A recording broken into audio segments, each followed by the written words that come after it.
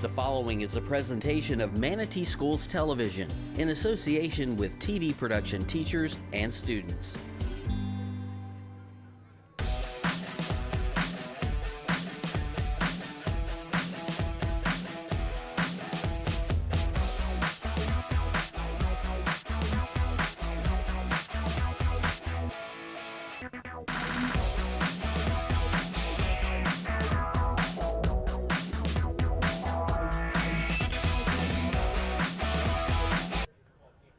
And you're looking at a live shot of Palmetto Field at John Kiker Memorial Stadium on the campus of Southeast High School. Tonight, as the Southeast Seminoles looking for their first win of the season against their oldest rival in Manatee County. In your high school football game of the week as they take on Palmetto Tigers tonight on MSTV.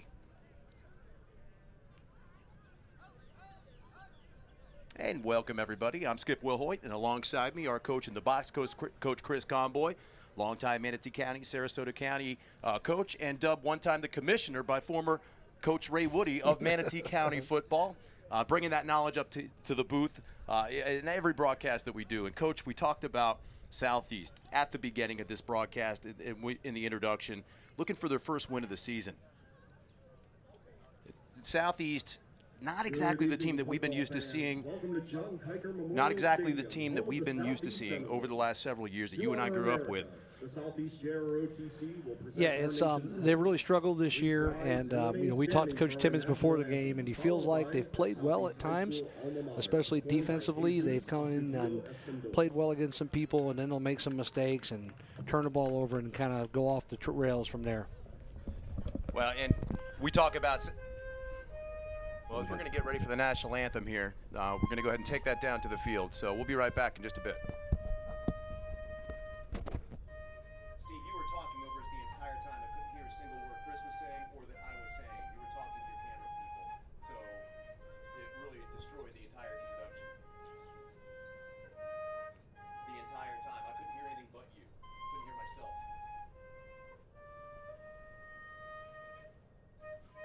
Yes. Yes. We got to fix that, man, because I can't talk like that.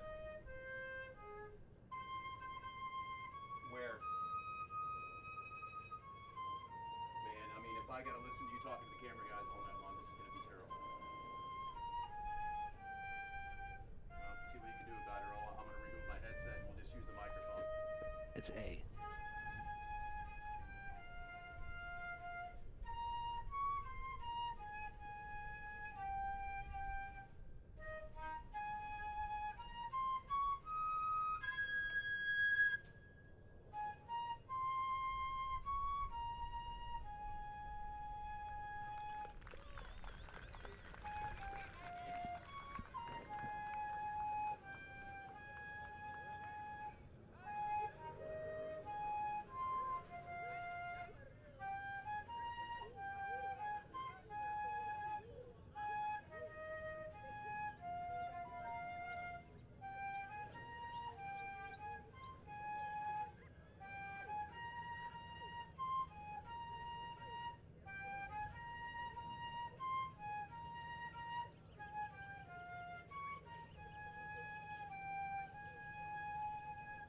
Buckley. Yeah. They're playing in the booth. They're in the booth. Okay, they just finished up, so I think it's actually prudent if you can just get rid of them.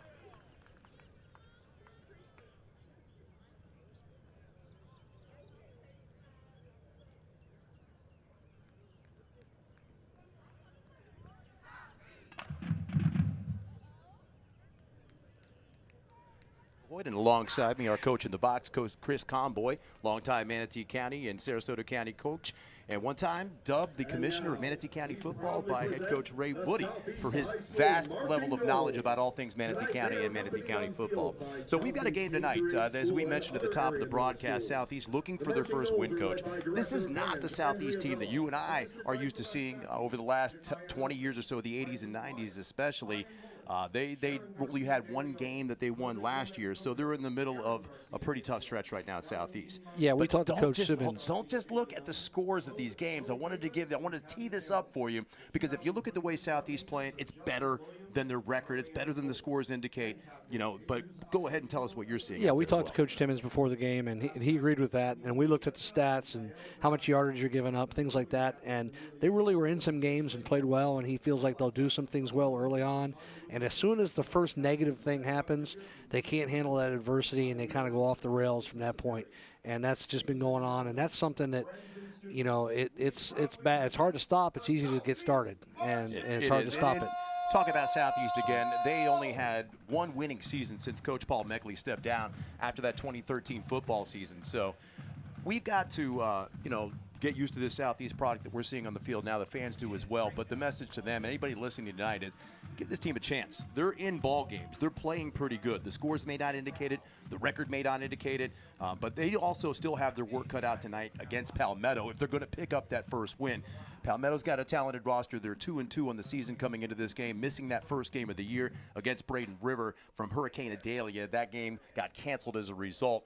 What do you see in this Palmetto team that gives you the impression that they're going to be the better team on the football field tonight? Well, I think you'd have to give the edge of talent to Palmetto for sure. They've got more numbers. They've got a lot more depth. You've got, this is still a big rivalry, even though Southeast hasn't been winning. Palmetto and Southeast goes back years and years. The head coach, Rashad West, was the quarterback at Southeast. Matt Brazelton, D-line coach, played at Southeast. So there's a lot of guys over that Palmetto sideline that this game might be more important to them than any other one, other than maybe a district championship game. So this is going to be a big game for both teams. Guys all know each other. They play together in youth league. They played against each other in youth league. Some of them play together in high school, the way guys move around now. So there's a lot of familiarity. Everybody knows everybody, and sometimes familiarity breeds contempt, and it gets a little chippy. So, we'll make sure that doesn't happen. Palmetto's had some issues with that this year already in the Sarasota game. I know Southeast has had it in the past a couple years ago, but we'll have to see. Hopefully that doesn't happen tonight, and we get a good, clean game. There's a rivalry here. The records may not indicate it. There may not be all that much on the line, but pride always is. And of course, there's a lot of, in this day and age, a lot of digital smack being talked across social media platforms. Palmetto does not want to give Southeast that first victory of the year. Make no mistake about that. So no matter how you slice it, it's still a rivalry game, and it means something to those players and those coaches that are down there on the field. And when we flip the coin, we talked a little bit about Southeast and how they're a little bit better than their record. Palmetto, again, 2-2. We've seen they have a new offense this year. They lost some great players from last year's teams. Marion Lane gone. Adonis Moise gone. Xander Smith, the quarterback, transferred to Lakeland. They bring in Clayton Dees, the quarterback from Lakewood Ranch last year, a guy who's really scrappy, can pick yards up with his legs. And it looks to me like he's grown a couple of inches in the offseason since we've last seen him. And I'm impressed by what I saw in practice and warm-ups with him, so I'm excited to see that offense. Defensively, if Palmetto's got some warts, Coach, in those two losses that they've given up over 320 yards on the ground against Riverview, against IMG White.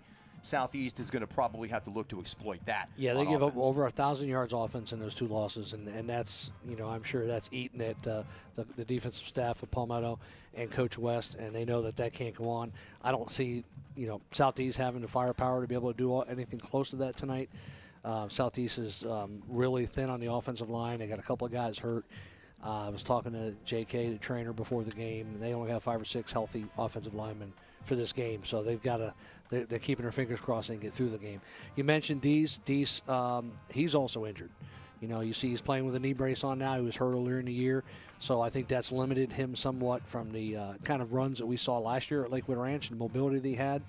Part by design, because you want to keep him healthy and you tell him don't run so much, and part by, maybe he's a step slower or he can't, make the cuts like he could before he had that knee injury. So it'll be interesting tonight to see how he's coming along. I know the big game for him is probably next week when they play Lakewood Ranch against his old teammates. Which is a district game. So this may not bring that up. There's a little bit of extra mustard in that game as well. Right. Now, so it may not be as big of a rivalry for him as it is for some of the other Palmetto guys. But when you talk about the rivalry, I believe the first high school football game I ever attended in Manatee County, we took the trek from Anna Maria in to see Palmetto and Southeast play here at Southeast in the late 70s. I'm not sure what year it was. I know Pat Cucci was playing free safety for Southeast, and had about 15 tackles in the game, and I just remember that was like my introduction to high school football in Florida when I was, 10 years old, 9 years old or something like that. Probably younger than that. It was probably more like 73, 74 maybe. I don't know what year it was. That's why he's the commissioner. Yeah, that's why. Your knowledge, I mean, with your dad covering high school football all those years for the Bradenton Herald, so you've seen a lot in this community, in this rivalry. Again, as we said, it is the oldest rivalry for Southeast High School with Palmetto, and they didn't begin playing Manatee until 1974. And there used to be an MVP award given out every year when they played, named the Joe Canan Award, but it was named after Joe Canan Sr. And I didn't realize that. I thought you were pulling my leg. I'm like, come on. Yeah, and so all through the late 70s and the 80s, it was a big thing when they played this game, which guy was going to be named the Joe Canan Award winner, and he got a trophy, and it was a big deal to be the MVP of this game. So, there's a lot of tradition here on both sides, and some of that Southeast tradition is now over at Palmetto, and, they're coming back home, and they want to look good, so it should be an interesting game. Yeah, and in all fairness to Southeast, they took hits when Lakewood Ranch High School opened up, drew a lot of their players and a lot of their students off this campus. Same thing with Braden River opened up. They did the exact same thing. So you've seen the population drain, the talent drain away from Southeast over the years since Coach Meckley left. Even before he stepped down, we started to see some of that taking place. And when we start talking about, we set it up, we talked a little bit about both teams. We also have every single week now a new feature, Coach Matt Arcady's Keys to the Game. So I want to go ahead and talk a little bit about that. And I think we've got a graphic there for Palmetto High School Keys to the Game, and then we'll get to Southeast High School. But the first thing up, whether we get that graphic or not, we can see the Southeast captains out there for the coin toss. Number 75 and number 3. And we listen to that right now. And anyway, getting those keys to Coach Arcady's keys, we got Southeast up there on the screen right now, so we'll go ahead and look at that. Open up the offensive playbook, number 1. Now, Southeast right now on offense, really not opening up too much of a playbook on the ground, in the air. Well, I think what he means there, they have nothing to lose. When you're the underdog and you're not winning, so those kind of teams are dangerous because they can try some things. They can go for a fourth down that you wouldn't expect them to, a double pass, reverses, things like that. Open up the playbook. Don't think that you're going to just run your base plays and be able to compete. Trying to some of that misdirection, get some of that speed on the Palmetto defense going the wrong way, but as we talked about, they got to get that running game going. That seems to be the weak spot on that Palmetto defense. And speaking of defense, the second key for Coach Arcady is that defense must provide constant pressure in the backfield against that Palmetto, not only the Palmetto quarterback, Clayton Dees, but also that running attack with Devon Thomas. Yeah, and that running attack, they had almost 400. They had 400 yards rushing against Sarasota, so they will run the ball, if given the opportunity, and probably more so than any of Coach West's teams I've saw when he was at Lakewood Ranch. They put a little more emphasis on running this year than I had seen him do in the past, which is, that's what you have to stop as a defense for Southeast. And when we look at that last key from Coach Arcady, throw the ball deep and give their wide receivers opportunities to make plays.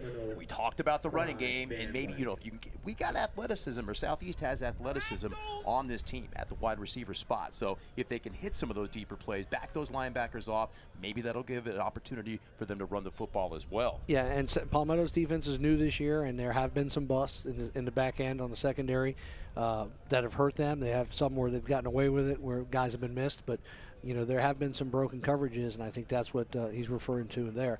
One thing he doesn't mention, which I think may be the biggest key in this game, and we noticed the stark difference in pregame warm-up in the kickers. The kicking game is a huge advantage going into it for Palmetto. Snapper, holder, kicker, much better execution, just watching them with nobody rushing. So that's a side of the ball that I think Palmetto can really, really change this game. Blocking a punt, blocking a field goal or an extra point, that kind of stuff. Where they have a huge advantage over Southeast. He's going to be playing somewhere on Saturdays. Yeah, Brandon Gonzalez. But the whole operation, the team, the snapper, DeAndre Berry's been there for 3 years. So the whole operation of it, they've been better and more experienced in it. Well, quickly, let's switch it on over to Coach Arcady's keys for Palmetto High School now. And as we wait on that graphic, the first thing that he's got up is it's a great opportunity for the secondary to work on their assignments. Now, Coach Arcady's that's why reference has been some blown assignments, and Southeast has really struggled in the passing game, I think, and might give them an opportunity to get some of that corrected tonight and get some confidence going into that district match with Lakewood Ranch next week. And the second one out there from Coach Arcady is the defensive line needs to wreak havoc. Arthur Ameren, Kobe Morrell, Autry Walker, and Zach Samuels up front. They need to wreak havoc in that backfield against Southeast. And Southeast, again, not exactly an offensive juggernaut so far this year. Yeah, that front has to play well, and you notice there's 4 starters listed as defensive linemen, which is kind of different for Palmetto this year. They had been more of a 3-4 team, so it looks like they might be playing some more even front stuff. And the last one is great game to work on the vertical passing game. Not a lot of faith in that secondary for the Seminoles there, it looks like, from Coach Arcady, but he thinks it's a great time and a great opportunity to work on that vertical passing game. They do have speed. Rock Lodge out there for Palmetto. He's one of the receivers that they've got that can get open. And, I think he's also referencing Damari more. Magley. They really haven't been able to push the ball downfield much. A lot of they've had a lot of long pass plays, but they've been bubbles and slants and quick plays that one of the receivers would make somebody miss and get a lot of yardage at. Hasn't been a lot of the balls completed beyond 10 yards. And I think that's something that going forward against the Manatees, or if they get the playoffs against a playoff team, they need to be able to throw the ball downfield a little better. And this is a good opportunity to work on that. And that's a closer look at both Southeast and Palmetto for this game tonight. And it's going to be, when you add it all up, talk about it, jam it into the equations, it's going to be a tough task for Southeast. But we look back at last year, it was the same thing. Now, again, last year the circumstances were a little bit different. Southeast still only 1 victory in the year when they played last year. But Hurricane Ian pushed that game back. They played it on a Tuesday. It was Ian, right? One of those I-hurricanes. Yes, I don't know which one Adelia it was this year. I get confused with it. But well, regardless it was on of what Tuesday, the storm's Monday name or was, Tuesday. it pushed that game to a Tuesday night. You and I were able to go watch that game. We didn't have it on our broadcast, but Southeast was in that football game. They were big-time underdogs. We talked about the roster and how deep it was for Palmetto last year, but Southeast made it a game. And if it wasn't for the 7 turnovers that they had, 4 interceptions, 3 fumbles, that might have been a little bit and that's a little bit of what game. Coach Timmons has said happens this year is when things start to go bad, it just kind of snowballs, and that's what kind of happened last year. When they first made a couple of turnovers, it got worse and worse. They ended up with 7 of them. So, they got to hold the ball and protect the ball. If I'm coaching Southeast, I want to try to run the ball and eat clock, and try to use up as much of the clock and keep Palmetto's offense off the field and run the ball like other teams have been able to do against them this year. And we still got the band out on the field as the first quarter clock is Here comes the Southeast Seminoles. ready to go. And here's the Southeast Seminoles taking the field, all decked out in orange tonight. Looking a little bit more traditional in those Southeast uniforms. Yeah, I like that a lot better than I think last year when we did the game and they had the gray on. Yeah. Yeah, a little more traditional, and I think the numbers jump off a little bit better. That's going to be a big good plus for us with our bad tonight. eyes. It's always the challenge with old eyeballs to see those numbers sometimes on the jerseys, especially when it's a similar shade out there. So there's your Southeast Seminoles on the field, getting to their sidelines, and here comes the Palmetto Tigers heading over to their sideline. And we talked about the turnover, last year. Much different team, especially on offense for the Tigers last year. We've got a new quarterback we mentioned in Clayton Dees coming over from Lakewood Ranch, but they also lost, as we said, a couple of other important starters. And I think importantly last year, everything seemed to change for Palmetto in the middle of the year when they took Kyrie Marshall from linebacker and moved him into the running back spot. They went from 17 points a game to over 30, and at that point they started to lean on the run, and they're still doing it. Devon Thomas, the leading carrier. It gave them an identity. It gave they were a team without identity up to that point. And they had an identity that they were going to be physical and run the ball downhill, and that's what Kyrie was able to do. And and the team fed off of that, and the defense fed off of that. So I think it was a really good move by Coach Marino to do that. And that identity is still intact when you look at how they're moving the football, even though we talked about Clayton Dees and the talent that he's got moving the ball on the ground as well, and through the air with his arm. It's been Devon Thomas as the primary ball carrier Jamari for Parker the Tigers. has not as many carries, but probably close to equal yardage and a lot more yards per carry. Well, they're both pretty high. I mean, look at Thomas with 8.6 and Jamari Parker's got 7.8 yards per carry, so they're right there. But as a team, they're running the football well. And we're going to get set to tee this thing up. Palmetto's going to be kicking it off. Southeast set to return. And we probably will not get a return with Brandon Gonzalez kicking with no wind. I'm assuming he's going to kick this into the end zone. We'll have a touchback. All right, get ready for the kickoff. If you love your team, Southeast returners are only at the 10 or 12 yard line. You love your Maybe team, they're expecting a Southeast, pooch. Make some noise. But I would expect a kick into the end Get zone. ready for kickoff. And it looks like Jacoby Mobley back there deep. 24. And is that Gustave Dorvilas? Nice It is. kick. And as you predicted, Coach, that ball's traveling into the end zone, and Southeast is going to begin first down and 10 from their own 20-yard line. Southeast will get the ball at the 20-yard line. And that's the And before first we get the step of starters the up there, Palmetto dominating the special teams phase of the game. the officials for tonight's game: Dan Music, referee; Jeff Bogomil, umpire; Gary Evans, the head linesman; Ken Schlotterbeck, the line judge; Terry Evans, the back judge; Ken Middleton, the field judge; and Liam Grogan, the side judge. And up here in the press box, we've got Tim Weisman with us. So first down and 10. There you see the Palmetto starting offense, and we'll get back to that graphic after this play. That's the Southeast starting offense that we need to see first. And 10.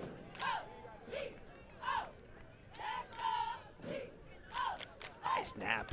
And that's ruled in by Tuda Thomas at quarterback. Good. And a nice gain on first down for Southeast, out past the 25-yard line to about the 26. Number 2 for the And that's Southeast. Evan Stencil on a tackle, number 9. He's a running back last year. He's playing outside linebacker now.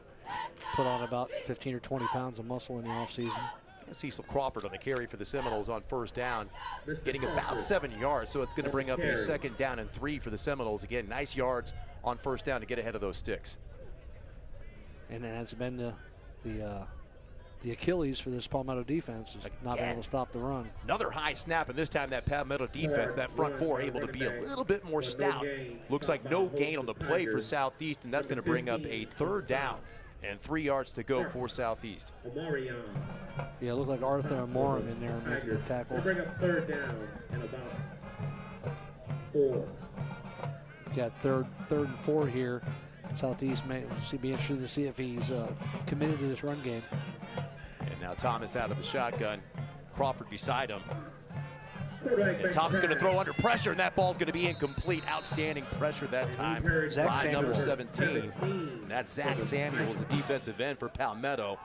That's Zach Samuels Jr. His dad was a parade All-American at Manatee. He played for Coach Canan at Manatee back in the 80s. I believe he graduated in 88. The commissioner strikes again. Yep. Early in this game. One of the best players ever play at Manatee. And that's his son, who's only a sophomore. He's going to be a good player. Rock Lodge back to receive this punt from Evan Wine. And Lodge moves up to his 40-yard line. No pressure that time by the Palmetto defense. Looks like it's headed towards the sideline, out of bounds, maybe somewhere near the 45. Let's see where that side judge marks this ball. Yeah, I think that was by design. They don't want Rock Lodge getting a punt return on him. I think that's a good idea. You want to get a little more distance than that maybe, but I think that was the idea, to kick it out of bounds. And I think you're right there, 46-yard line. Just about the 46-yard line is where Palmetto's going to begin first down and 10 on offense. And as we mentioned, they're led by Clayton Dees. If we can get that offensive graphic up now for the Palmetto starters. Yeah, if I'm Southeast, if I can punt it 30 yards out of bounds and not have Rock return it, I'd take that every time. Take a 30-yard punt. Now there's the graphic up there as the play gets set. Here, we'll try to get it after this play. D's out of the shotgun.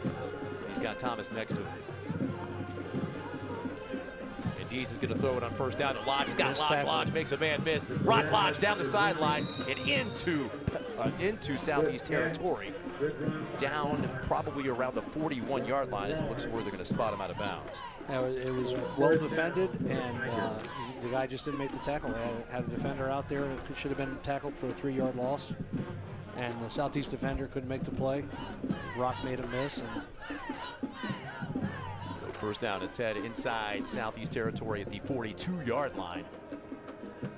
D's going to hand this thing off to Thomas. Thomas left side. Thomas back to the middle of the field, and Devon Thomas with a lot of green in front of him. One man to beat, and he's not going to get him. Touchdown, touchdown Palmetto. Devon Thomas right on the back. Third play of the game. Yeah, I think we're going to see a lot of that.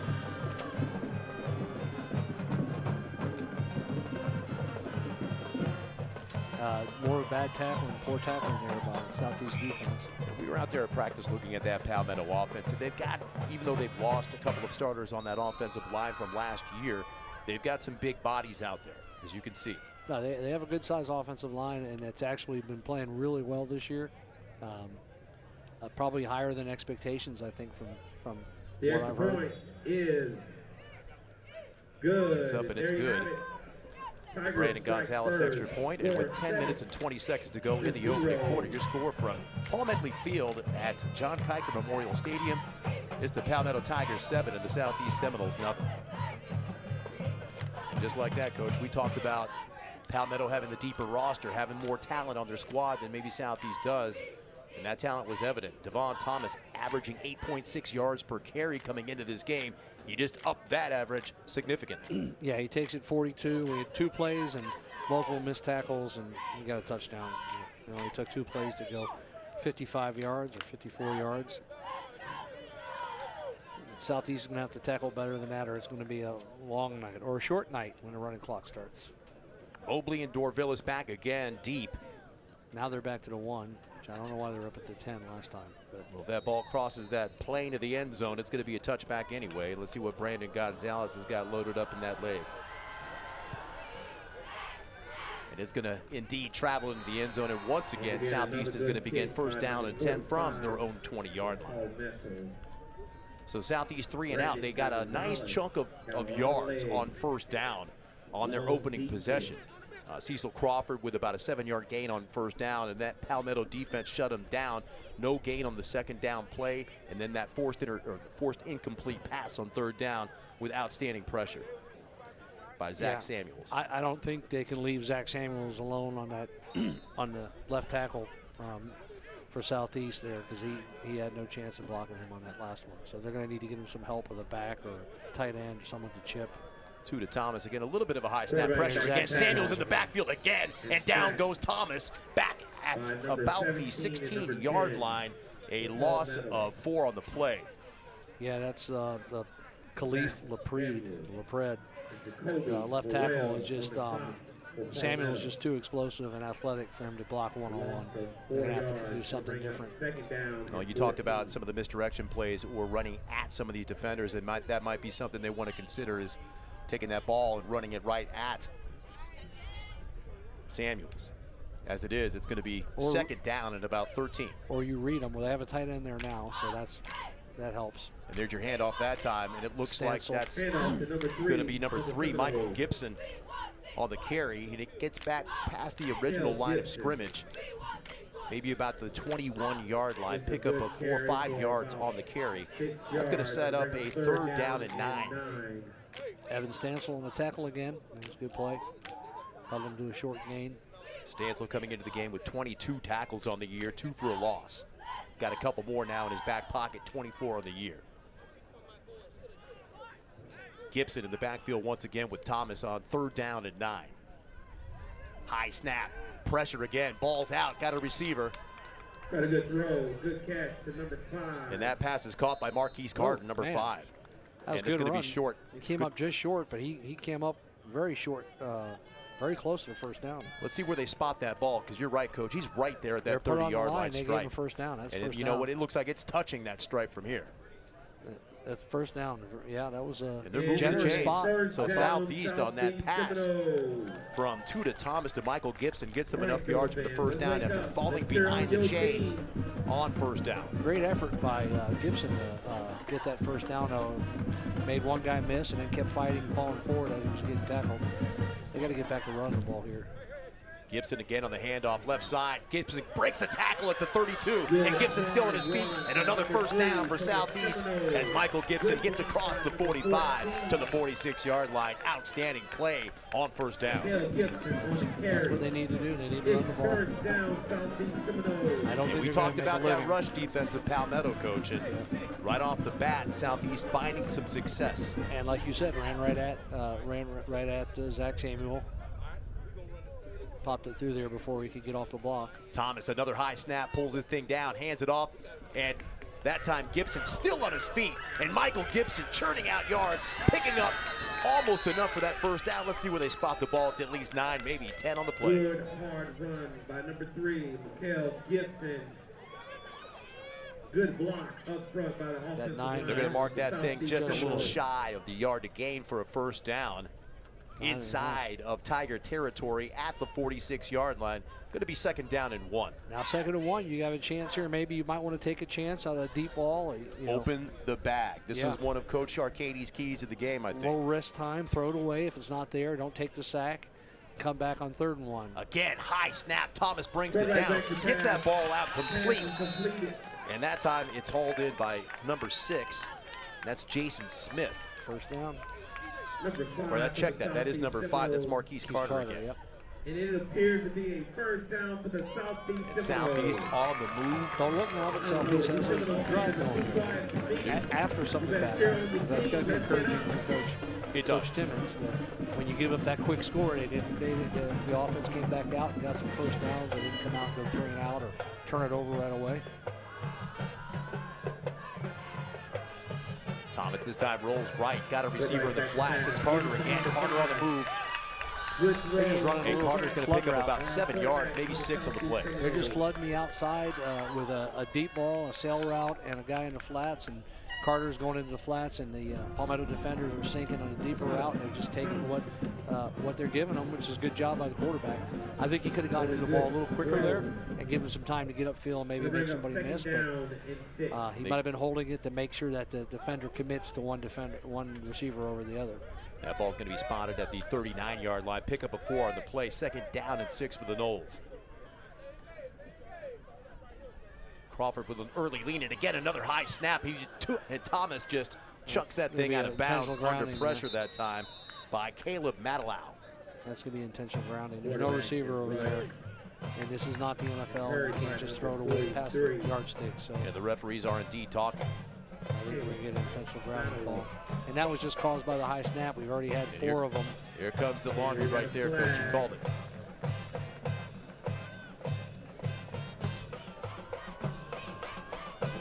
Matalau with an incredible 46 tackles leading this Palmetto Tiger defense.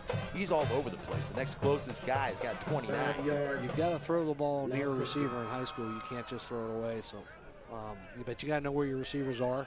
And if you know you have a guy on a sideline route on one side or the other, throw it near him. In the NFL, that would have been grounding. He didn't get outside the hash marks on that play. That's true. And just chucked it out of bounds near the line of scrimmage. So no matter how you slice that, no matter what level, intentional grounding, that's going to be a loss of down on the play. Spot the ball back on the southeast side of the field at the 44-yard line. In the NFL, it would have been down where the flag was. You got the ball, but in high school, you have the yardage added onto it. So it's a really bad penalty. That kills the drive. We got 3rd down at about 22. And Thomas facing more pressure. He's got a man with a step. And that pass was intended. It looked like 12 for number 12. We don't have a 12 on our roster. Mystery man, number 12. Every week we seem to have a mystery man. He's out there as a captain. I'm thinking that might be Simmons Gerard. We'll find out. We'll try to get that for you. But I've not seen 4 out there yet, so maybe he's wearing number 12 tonight. As that stands, it's an incomplete pass, and that sets up another Evan Wine kick away to Rock Lodge, who's standing back inside his own 20. Probably see him try to kick this out of bounds. I would think into the boundary to his right. Gives him the old Aussie kick. A nice punt that time by Wine. Drives Rock Lodge back, and Lodge is going to be swarmed on by orange jerseys and brought down just shy of the 20-yard line. They should mark that somewhere around the 19. Outstanding punt, outstanding coverage by the Seminoles. Connor Arp Ely made the play, number 14, getting down there. Good coverage. It was a good kick and good coverage on that. So Palmetto, kind of surprised they kicked it to Rock Lodge. Yeah, and we were looking at Wine in pregame warmups, and that had to be the best punt that he had corked, pregame warmups and now in the game. So outstanding job by him and that coverage team, as you mentioned. So now Palmetto, after that lightning quick opening possession, 3 plays with that Devon Thomas 42-yard touchdown run, they're going to get this ball back with a 7-0 lead. But Southeast has been able to kind of stem that momentum a little bit. A good offensive drive cooking on their 2nd possession, and then a nice punt, nice coverage. But they've got Palmetto with a long field in front of them, 81 yards to go. Yeah, we're going to see if they made any adjustments on defense when they came to the sideline. I guess the only adjustment you could make would be to tackle better, because there were guys there, but you got to make tackles. Sometimes the coaches get blamed, and at times the players have to make plays. And there were some good blocks up front, though, too, to get him out into that 2nd level. And a nice job of Thomas cutting the ball back into the middle of the field as well. So good vision by Thomas on that carry. So let's see what Palmetto's got now on their second possession. Yeah, sometimes you can do everything right, and the other guy's better than you. It happens in baseball, it happens in football. It's not always a scheme thing. And Dees is going to throw on first down. He's got a receiver wide open. Number 1. And that's number 1, Dylan Wester. And Wester's going to be out across the 40-yard line, near that 44-yard line. A big play on first down. I think you have a lineman downfield there, hit RPO, and it looks like a couple of the offensive linemen might have got downfield. Those officials are talking. That happens a lot now in the RPO age. And there you go, Coach. A legal man downfield against the Tigers, and that's going to be coming back. We got a legal man downfield. The offensive line is instructed to run block on an RPO, and sometimes in that situation, Southeast only had 3 down linemen, so if the uncovered lineman fires out and gets more than a yard downfield, the refs are going to call that when he throws the pass. And that penalty is going to move the ball back now inside the 15-yard line. It's a rivalry game. Spotted at the 13. That's going to be first down and 15 to go for the Tigers. Very sparse crowd over here on the South Seaside, home stands out here. Kind of reflecting the record of the Seminoles coming into this ball game. Trying to get the ones that are here are trying to get behind this team, get them fired up, get a stop here, and get back in the game. So far, Palmetto's going in the wrong direction. Inside handoff that time, and Thomas on the carry. Check that. That's going to be Parker. He was hit. He could have been tackled in the backfield for a 5-yard loss. And they missed the tackle again. He ends up with a 16-yard run and a first down. And that's why he came into this game averaging 7.8 yards per carry. You saw the moves right there. Nice job getting out of that initial pressure and picking up positive yards out to the 30-yard line. Second down now and 10. Still comes down to blocking and tackling. And right now, Southeast isn't doing a very good job of tackling. And Dees looking off to the left side. He's got Rock Lodge out there. Check, is that number 2? No, I think it's 4. Damari Magwood, check that on the reception for Palmetto. And a pickup of about 6 yards. Damari Magwood in the reception for about 6 yards. It'll bring up 2nd and 4. We need some Seminole defense. And here we go, second down now and 4 yards to go for that Tiger offense. Handoff. And that's Parker again. And Parker's going to be driven back by a sea of orange. And he's not going to get anything on that play. Good tackling that time by Southeast. A whole swarm of Knowles making the play for lost yardage. We talked about that Seminole defense. Yeah, they've given up a lot of points, no doubt about it. But the yards have been kind of hard to come by against for their opponents, other than that Riverview game to start the season off. And now they lost yards on that play. That's going to be 3rd down and 5, so a loss of a yard on the play for Parker.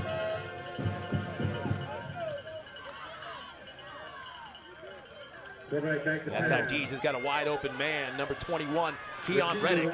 And Kevon Reddick going to pick up that first down and then some. Going to be right at the midfield stripe. First down for the Tigers. Just wide open, nobody out in the flats there. He's running a little in route. The inside receiver is pushing deep, pushing the safety out, and then he's running an in route underneath it. And there's nobody within 20 yards of him when he catches the ball. And so Palmetto. Corners are playing really soft on the Palmetto receivers, so that's going to be there all night if they want. We'll see if Dees and the coaching staff takes advantage of that with their pass game. He's looking to throw the ball again, but he's looking downfield. No one there. Dees takes off, and Dees is going to be stopped in the backfield. That'll go down as a sack and a loss of a yard, maybe 2 on the play. Nice job again. Coverage on the back end by the Seminoles, and the pass rush finally got to Dees. Greg Robinson.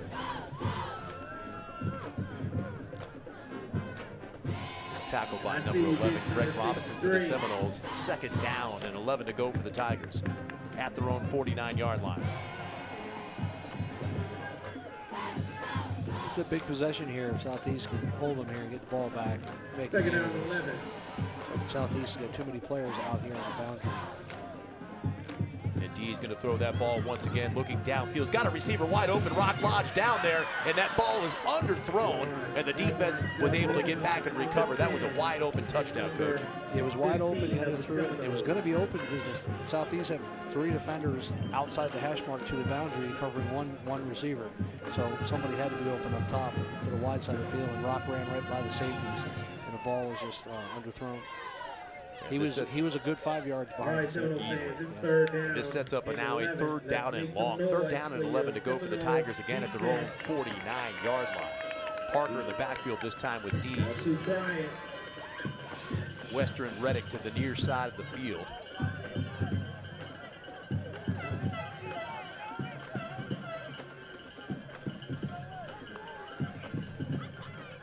And D's, he'll drop back, but he's going to maybe take off. He looks downfield, keeps his eyes on the receiver, Rock Lodge, and he finds him in Southeast territory, past the sticks, inside the 40-yard line, and that's going to be good enough for a Palmetto first down. Nice conversion on 3rd down and 11. Yeah, that was nice. Stepped up in the pocket and let the play develop, and then found his comforter.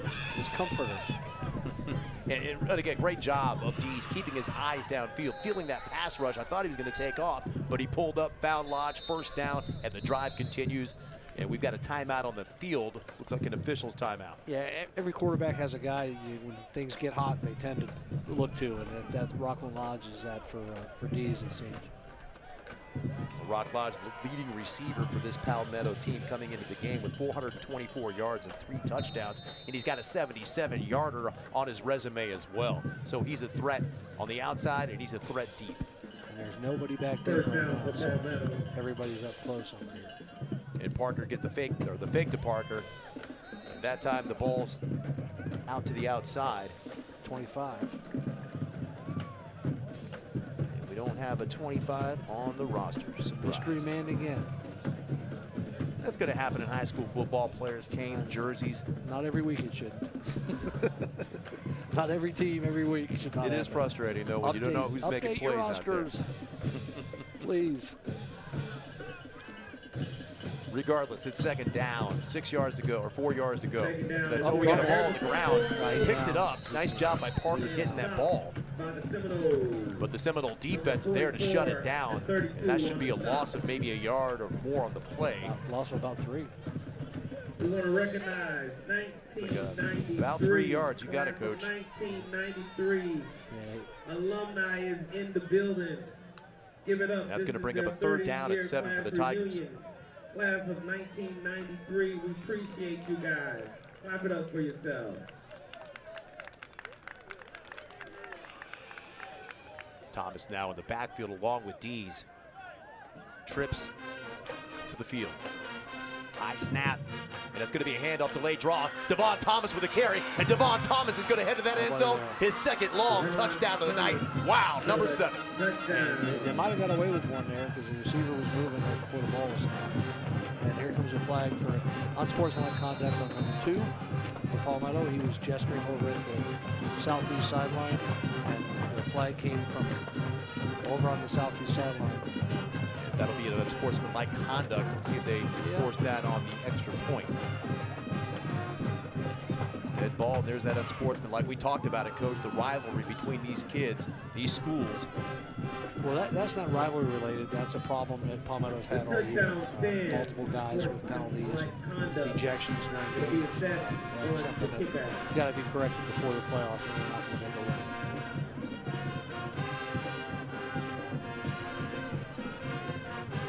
They're not going to enforce that on the extra point attempt. They're going to enforce that on the kickoff. So Brandon Gonzalez on to attempt a regular extra point from the 10.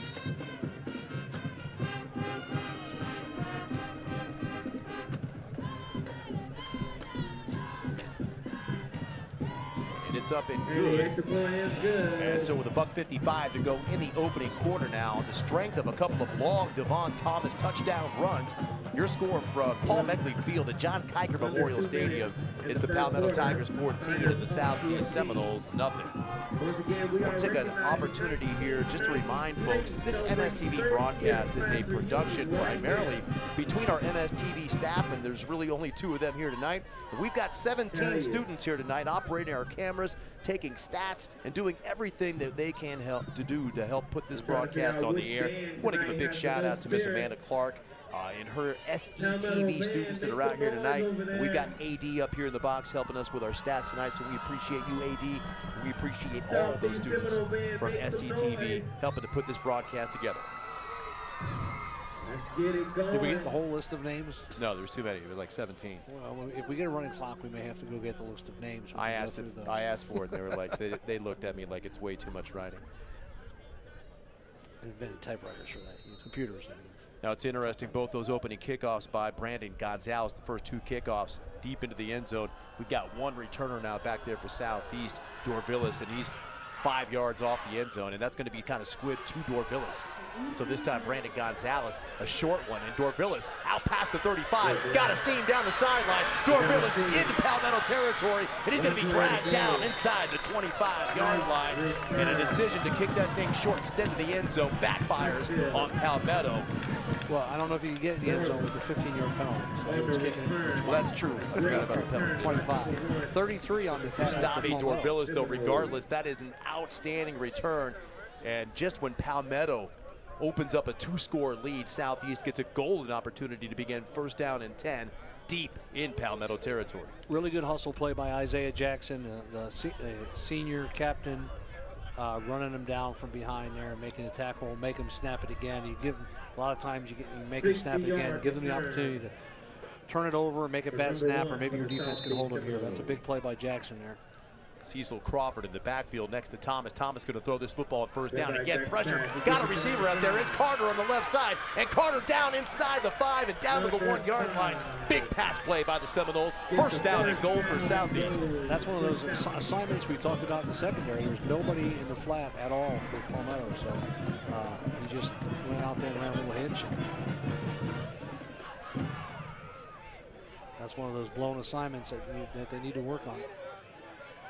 They're going to mark that ball down to the 2-yard line. Southeast getting a couple of guys off the field right now, late. They only got 10. They have 11? Nope, they are not. They're going to run a play with 10. That's not a penalty. And then they're going to, oh, that's not.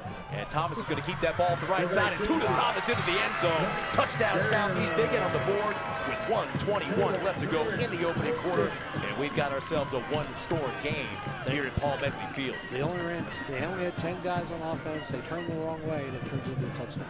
That's got to be killing the Palmetto defense this game.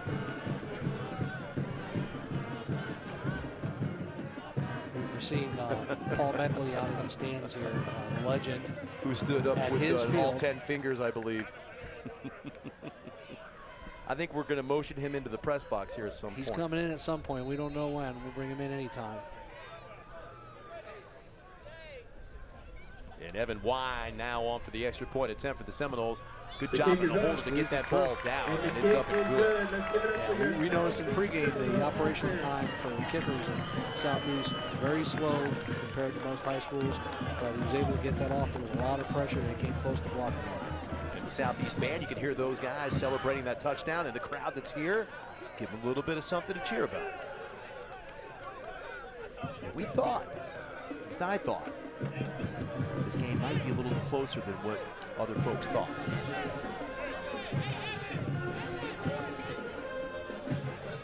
Yeah, they're hanging in there.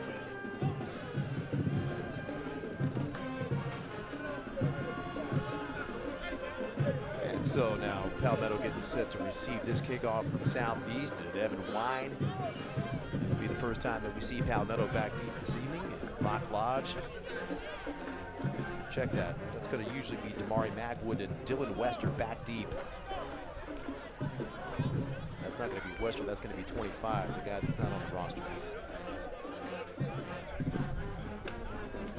I thought he was on the roster. Is he?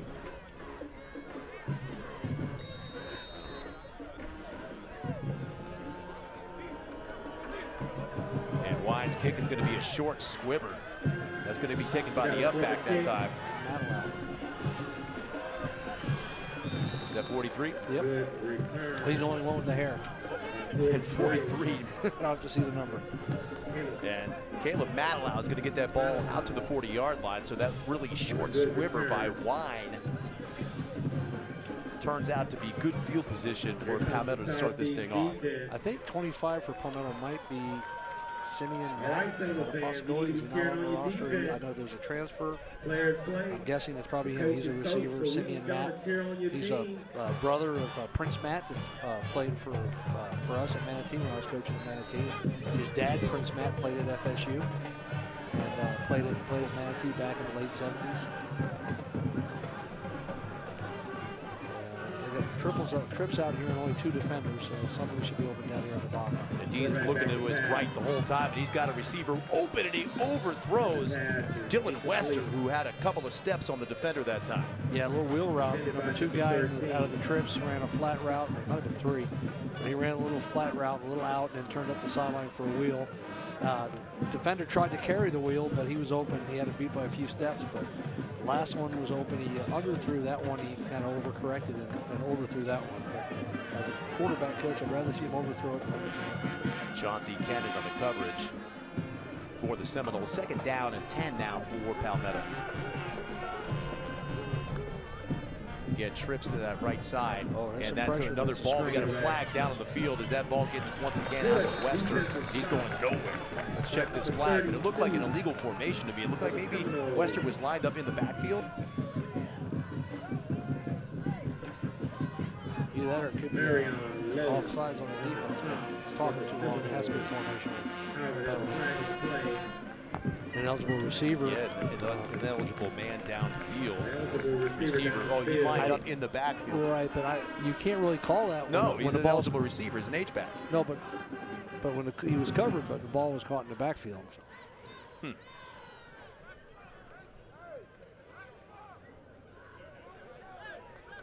And Dees. I think he's going to decline that penalty anyway. Yeah, they had no gain on it, or loss of a yard. What was it? No gain? No gain. So it'll be 3rd and 10? Exactly. And that's probably the wiser decision rather than giving an extra play to get 5 yards. Yeah, you don't want to give Devon Thomas another chance to run. Although he's not in there right now. Parker's in. Let's get a stop right here by cheering on your defense. So here we go, 3rd down now and 10 for the Tigers at their own 40-yard line. And Dees with his eyes downfield, under pressure, uncorks one. He's got a receiver, Rock Lodge open. Well, that was number 2. And that ball was just a touch overthrown and led to the outside. He had his man once again overthrown. And some chirping starting back here, back behind the quarterback there. And Dees was under pressure. Yeah, there was some pressure in his face, and I think somebody on the Palmetto team didn't take kindly to that. And had something to say, so there were some words exchanged. The referee got in there quick and separated them.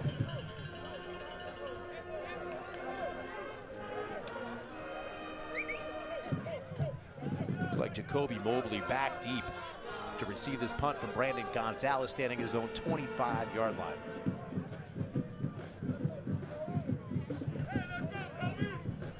We've seen Brandon consistently kick 40-yarders. And that ball is a little off target. That snap is, and Gonzalez gets it down, puts it out there, and it'll take a bounce, but the wrong way for Palmetto and Gonzalez, as that ball's going to be touchdown dead at about the 27-yard line, and that's where Southeast is going to take over, 1st down and 10. He actually wanted it to bounce that way. He dropped the ball nose down, which is the Australian rugby or Australian rules football style of punting, that you usually don't do that unless you're kicking it close to the goal line. But it's usually kicked that way to make it to spin back or stay right there. I'm surprised he didn't go ahead and drop that traditionally and try to turn it over. Well, I'm wondering if his punt wasn't rushed because that snap was off to the right side, so I think that threw Gonzalez out. But he did drop it with the point down. Very astute from the former special teams coach. That's a credit to Paul McCord, special teams guru from Western Maryland College. That time, it's 3. Number 3. Gibson. That's again. Gibson. Yeah. Short gain, he got about 2.5. Gibson for a gain of about 3 yards. If I was Coach Timmons, I think I would let this go right down to the end of the 1st quarter. You're in this game. I wouldn't try to rush it. I'd want to try to eat clock. Like we said, the less plays Palmetto's athletes touch the ball, the less chances they have to break a long touchdown. So there's no time if to get back let to this quarter run out, I think that's a good decision by Brett to just let the time run out and take it to the 2nd quarter, get you guys over to the sideline, talk to them, and figure out what you want to do. That's going to do it for the 1st quarter here at Paul Meckley Field at John Kiker Memorial Stadium. Your score, it's the Palmetto Tigers 14 and the Southeast Seminoles 7.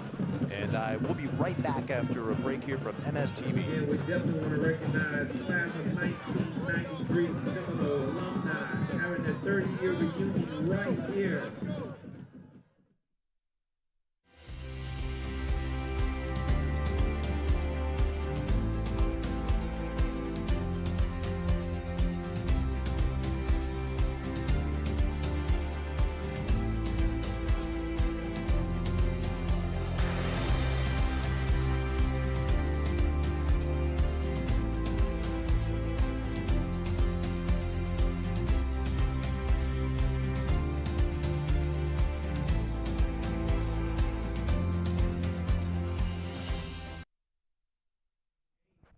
And a quick break there, and back in action here at Palmetto Field. Little early start for one of the receivers, no flag down. Pass by Thomas is caught at the 30-yard line. Ball's out, and it's Matelau with the recovery, and Matelau still on his feet down the sidelines. And that looks to be a catch, a fumble, and a recovery, and return by Palmetto. And indeed, that's what it's going to be. And wow. Just like that, Southeast getting momentum in this game, closing the gap, and then putting the ball on the ground on the first play of the second quarter, and setting Palmetto up in outstanding field position at the 12-yard line.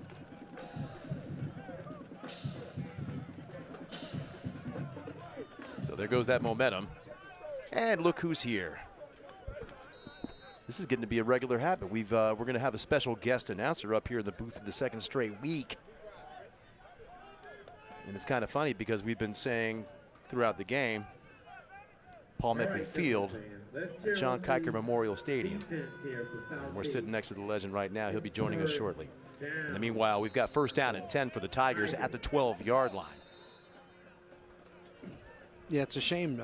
Southeast, just what Coach Timmons was talking about, playing competitive, playing well, competing, and then they'll make a mistake like this, and we're going to see if they can recover from it. Exactly what my thoughts were. How do they respond? It's hard to respond when you get them the ball inside the 10 or at the 10 now. 12-yard field. Dee's going to hand that ball off, and that time Parker goes nowhere. Thrown down for a loss on the play, so that Southeast defense stiffens on first down. Outstanding job by Southeast. Yeah, that's number 63, Esteban Ponce, a junior defensive tackle. Big play there. Got good penetration, made a good tackle, wrapped him up, slammed him down. 4 yards. Good play for the big man. Loss of 3 yards on the play. And that's going to bring up second down and 13. I think that this is going to be a time where you see, watch Rock Lodge here. They're going to try to get the ball to Rock, I would guess, but still a lot of talking going on out there on the field. I see some. And D, speaking of talking, still getting the play in from the sideline, it looks like. See some Palmetto guys pointing at the Southeast and saying stuff to the Southeast defense, vice versa. Rock Lodge is in Long the time slot. in between plays here to get this play off. And Dees calls for the snap. He's under pressure immediately. He's going to take off. Clayton Dees with the ball inside the 10, inside the 5. Back. Flags down everywhere. And that's a penalty there, and that's 15 yards that's from the 10. 30 years ago, that would have been a great block. We would have commended him, Coach Meckley. But nowadays, in today's football, when a guy's running and you're not looking at you, you can't peel back and light him up like that. I'm not sure. I'm not sure that guy would have been a factor. No, it looked like Dees was already past him. Yeah, I'm not sure that guy. Yeah, I think that guy was out of the play anyway. I don't think he was going to be a factor, so I'm not sure if he needed to block him. But it's going to be 15 yards, and there might be more than that. It looks like the way they're talking, maybe there's more than one penalty. Got the personal foul, illegal block on Palmetto. You called it, Coach. It took such a long time. I thought maybe there was going to be some sort of like unsportsmanlike or something too. But 15 yards from the spot. And so we talked about how does Southeast respond after that turnover deep in their own territory on that 12-yard line. A loss on first play for Palmetto, then a 15-yard penalty, although Dees did worm that ball all the way down inside the 5. But it's coming back, and it is back, and it's going to bring up. The Southeast fans are questioning why Lodge is not ejected for his second penalty, but it was a personal foul, not an unsportsmanlike. We've got more flags down. And it would take a second unsportsmanlike penalty to get ejected. We got a false start against the Tigers. Not just a personal foul. So. And Palmetto continues to go in the wrong direction with a false start penalty here. Second down and that's going to bring up second down now at 28 yards for the Tigers. Ball spotted at the 29-yard line. Coach Meckley wondered what play they got in the playbook to dial up here from 29 yards. He's under pressure again, and he's going to get that ball out to Wester. And Wester's got some room on that sideline. He's going to get past the original line of scrimmage. Nice positive play to make it a manageable third down situation for the Tigers. Let's see where they spot the ball. It looks like somewhere around the 10-yard line. Yeah, so this will be about 3rd and 8. And I really like Wester. You know, his older brothers or cousins played at Palmetto, and he was the JV quarterback last year. We saw him come in last year against Lakewood Ranch and play quarterback and run the option well, and handle as a freshman, handle the varsity spotlight. He's really good. He's really going to be a good player. 3rd down and 8 now for that Tiger offense. Lodge in motion, or check that Western motion. And D's going to fire for the end zone. Got Rock Lodge in the corner, and it's caught. Incomplete. And incomplete. And Rock Lodge had that ball in his hands and could not maintain possession. Great play by the DB. It was in his hands, and there's nothing Rock really could do. The guy just reached in and popped it out.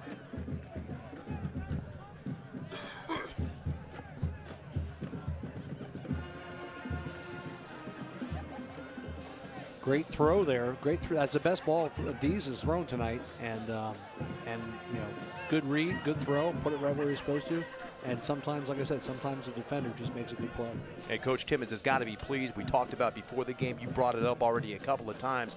When those bad things happen early in a ball game, Southeast has not been able to recover. Tonight, after that fumble, that's a big stop. That's a huge stop for Southeast. That's got to be something they can build on.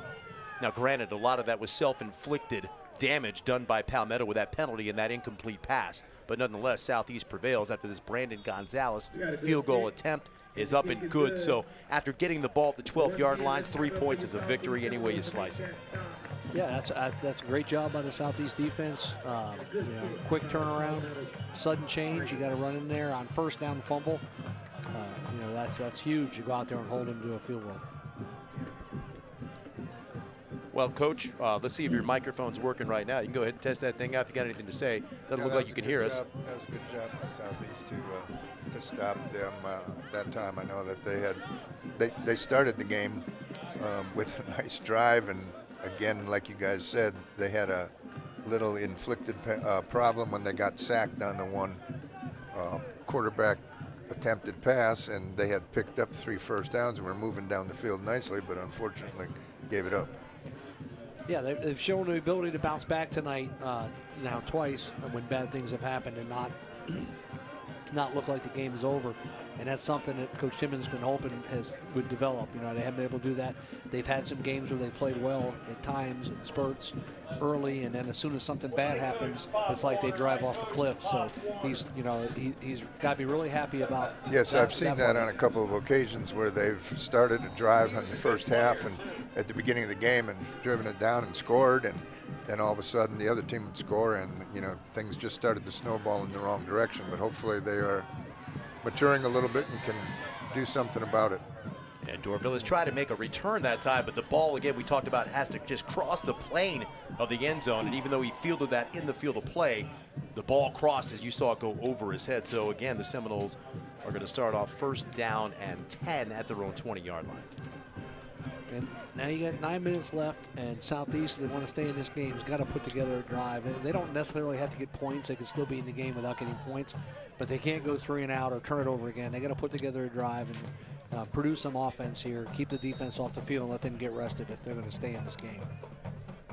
9:39 to go in the opening half. 7-point ball game, or 17-point ball, 17-7 ball game. Excuse me. And Southeast with a chance to close the gap right here, but they've got a long field in front of them, 80 yards to go. 9 seconds to go before the end of the half. Seminoles got the ball. And Thomas going to hand that ball off. Thomas hands the ball off. And Run by the running back. that looked like Gibson again. Or is that Crawford, number 2? I could not make out. It's 2. I think it was 2. Yeah, I think it was 2. Crawford that time.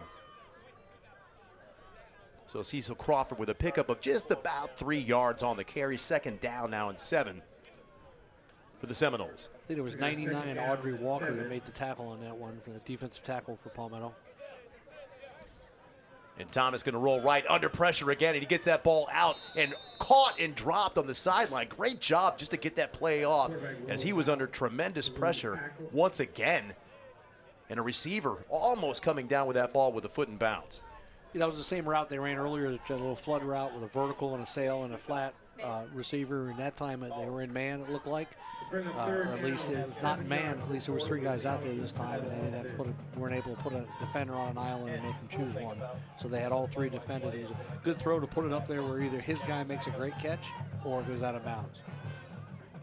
Yeah, trying to move the pocket a little bit to get away from the Palmetto rush.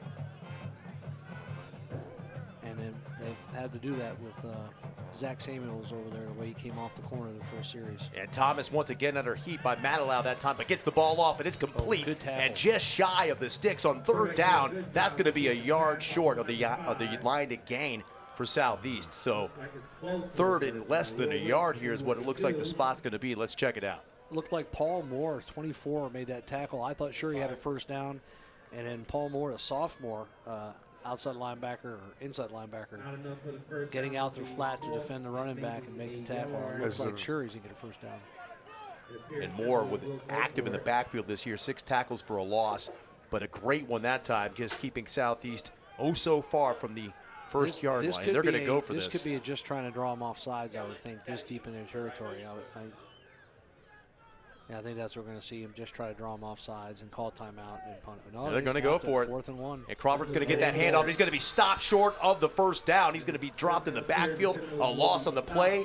And Southeast, with a dangerous call, turns it over on downs. The 2nd drive in a row that they give it up inside the road territory. That could be the most important play of the game right there. I don't agree with that. I don't understand that at all.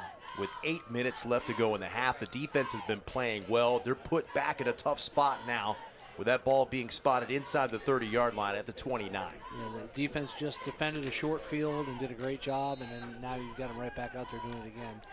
I think I would have kicked that away and let my defense have a chance. Parker behind Dees, or next to Dees now, goes in motion. And Dees also under pressure again and gets that ball out to Rock Lodge. And Lodge has got some room. Rock Lodge, he's going to be in the end zone. Nobody to get him. Touchdown, Palmetto. And that is the ball game. 29 yards on the completion from Clayton Dees to Rock Lodge. And Palmetto takes a significant lead with 7:53 to go in the opening half. 23-7 with the extra point to come. You can just see the momentum go out away from the Southeast players and the fans after that 4th down. Turn it over there at the 30, and defense went out there. And you know, it's a tough call. Coach Timmons, we talked about, Southeast looking for that first victory, and sometimes you've got to be bold and make bold decisions. That bold decision backfired on him.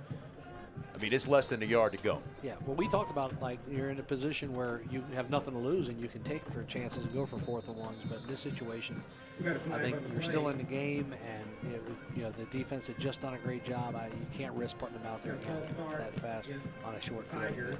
Yeah, we got a false start of the special teams unit that time, and they're going to go ahead and move that ball 5 yards back. And that's been part of the MO of this team is that we noted that they don't give up a lot of yards in some games. But they did give up a lot of points, and that's how that adds up. Turnovers, or going for 4th down, which to me is a turnover. It is yeah. And a quick score like that from 25 yards out, that was a little too easy. Yeah, but it didn't look like there was a lot of want to in that Southeast defense when they went back out there for that one. Which is a shame because they stiffened on that last drive after Palmetto took the ball over at their own at the Southeast 12-yard line. And that Brandon Gonzalez extra point is up and good.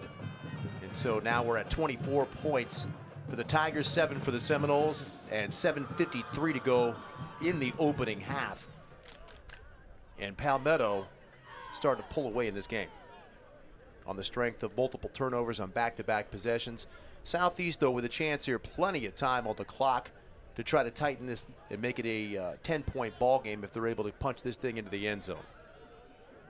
They may get a chance to return. The wind is picking up a little bit now in Brandon Gonzalez's face. The last kick was just into the end zone.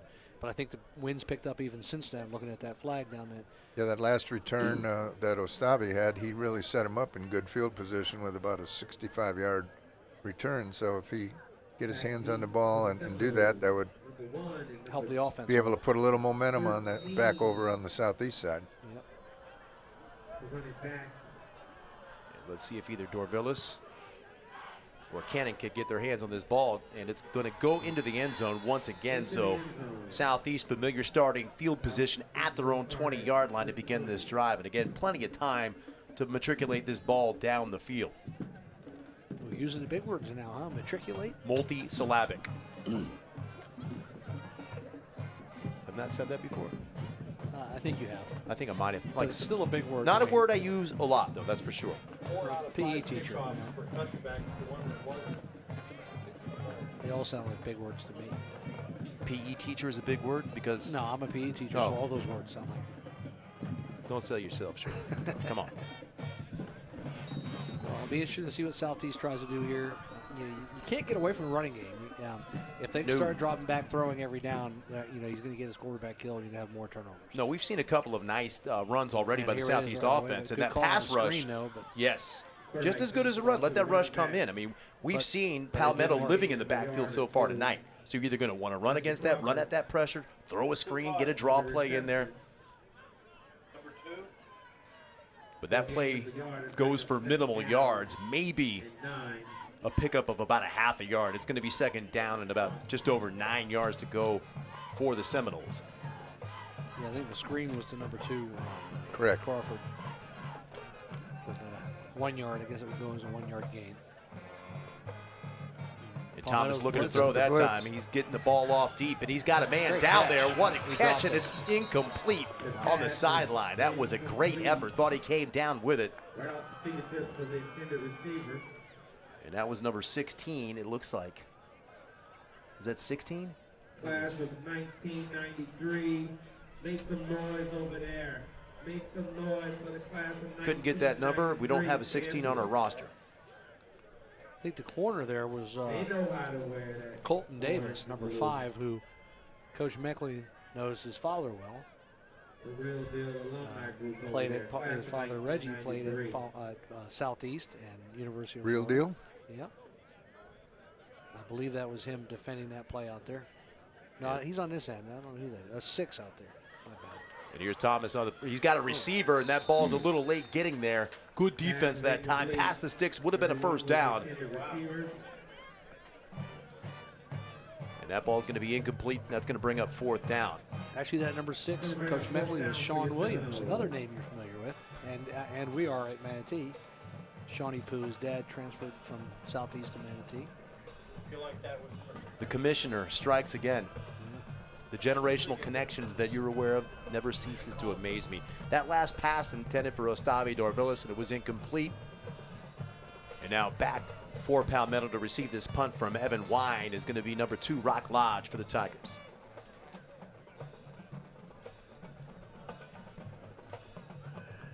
Number 12 for Southeast. I don't have a 12 over here.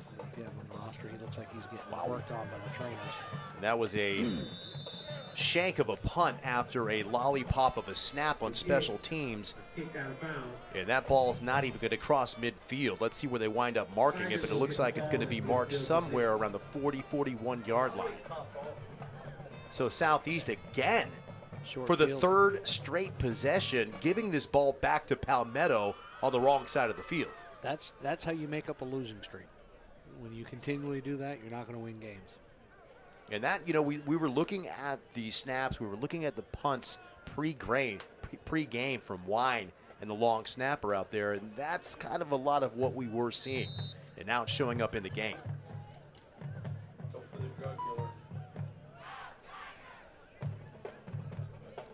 First down from the 41-yard line. Dees with Parker in the backfield. And Dees is going to throw it. He looks downfield. He's got a man breaking open. And that ball short once again. And it was intended for number 1, Dylan Wester. And he had a step, guys. They've had some guys running behind defenders tonight, and they haven't been able to get the ball to them. And when they did get it out to them, a defender caught up and popped it out. So it's been really close to a lot of big plays for Palmetto in the passing game, and that's one of Coach Arcady's keys was to work on the deep ball, and they've been doing it. But they haven't done it successfully yet. But they've been trying to do that. We've seen a couple of overthrows, and now we've seen an underthrown ball. The first one was underthrown too. We've had 2 underthrows and 1 overthrow, or 2 overthrows. That's right. It was Parker. And Parker off the right side that time, back to about the 40-yard line. And that's going to bring up third down for the Tigers.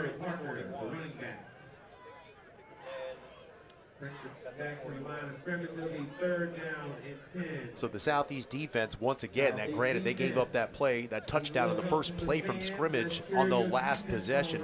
But before that, they seemed like they were getting their sea legs underneath them and they were tightening up on defense and keeping Southeast in the game. They've got to make a stand right here. Plenty of time left to get that ball back on offense and do some damage with it. But they've got to make the stop right here as Palmetto's in Southeast territory. Lodge in motion. Nobody adjusted to the motion, so they're going to be outnumbered on that side. And Dees looks to run with his football. Dees has got a little bit of a hole, but it's closed up quickly by that Seminole defense. And once again, Esteban Ponce in on that tackle for the Seminoles. And that's going to bring up fourth down now for Palmetto. And they're in no man's land right now around the 37-yard line. This almost begs to go for it. Let's see what Coach West has got. Yeah, I don't even think they even thought about No, it. they're four-down territory here with the lead they have and the location. So a big opportunity for Southeast right here if they can bow up on fourth down. And it's fourth down and 6 for the Tigers. I think the D's we saw last year probably gets through that gap. You just read my mind. He's obviously not 100%. And that ball is going to be a one-hopper, and it's going to be incomplete on fourth down. And Southeast looking for that golden opportunity to get back in this game. And you can see Coach Irvin Gibbs out there, the defensive coordinator, giving it up for his guys that just brought that stop to the Southeast Seminole sideline.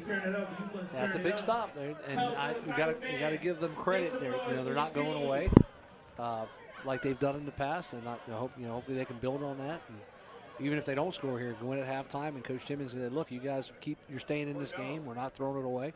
We've made some mistakes, but it's still a possibility. Let's keep doing what we're doing."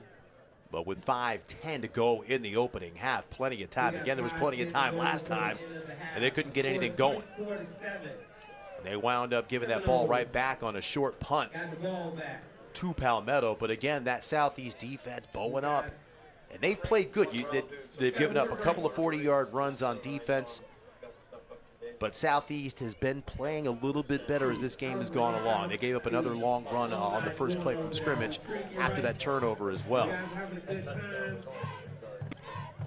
Southeast had some nice early runs by either Gibson or Crawford there early in the first quarter, and they need to get back to that a little bit. Yeah, like I said, you can't just rely on the passing game against that pass rush. They're going to get to them, and it's going to get ugly if you don't try to run the ball. Or at least throw screens, utilize that, or flares as part of your running game.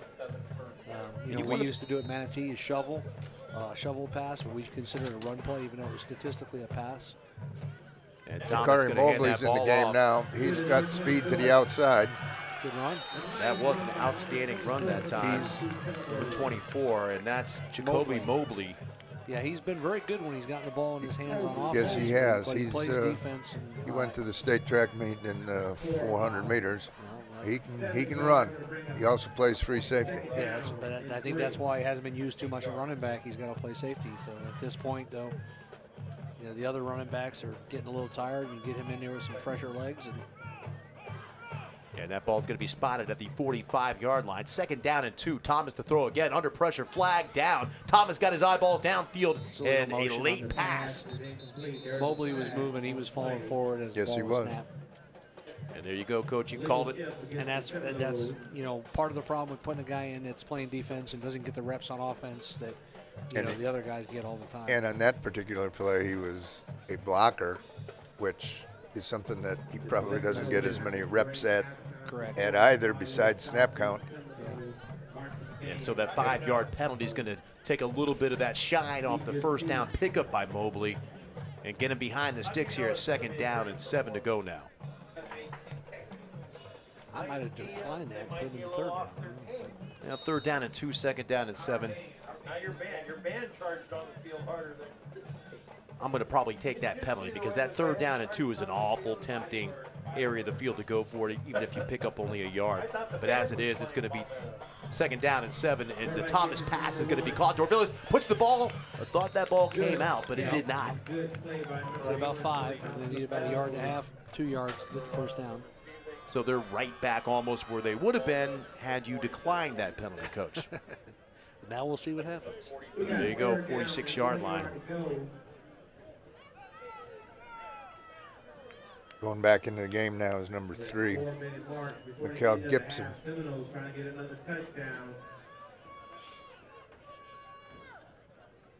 And that ball that's dropped on the ground, but Gibson's got a little bit of a seam there. And that Palmetto defense, Gibson still on his feet, but the defense able to close in on him just before Gibson's able to get that first down.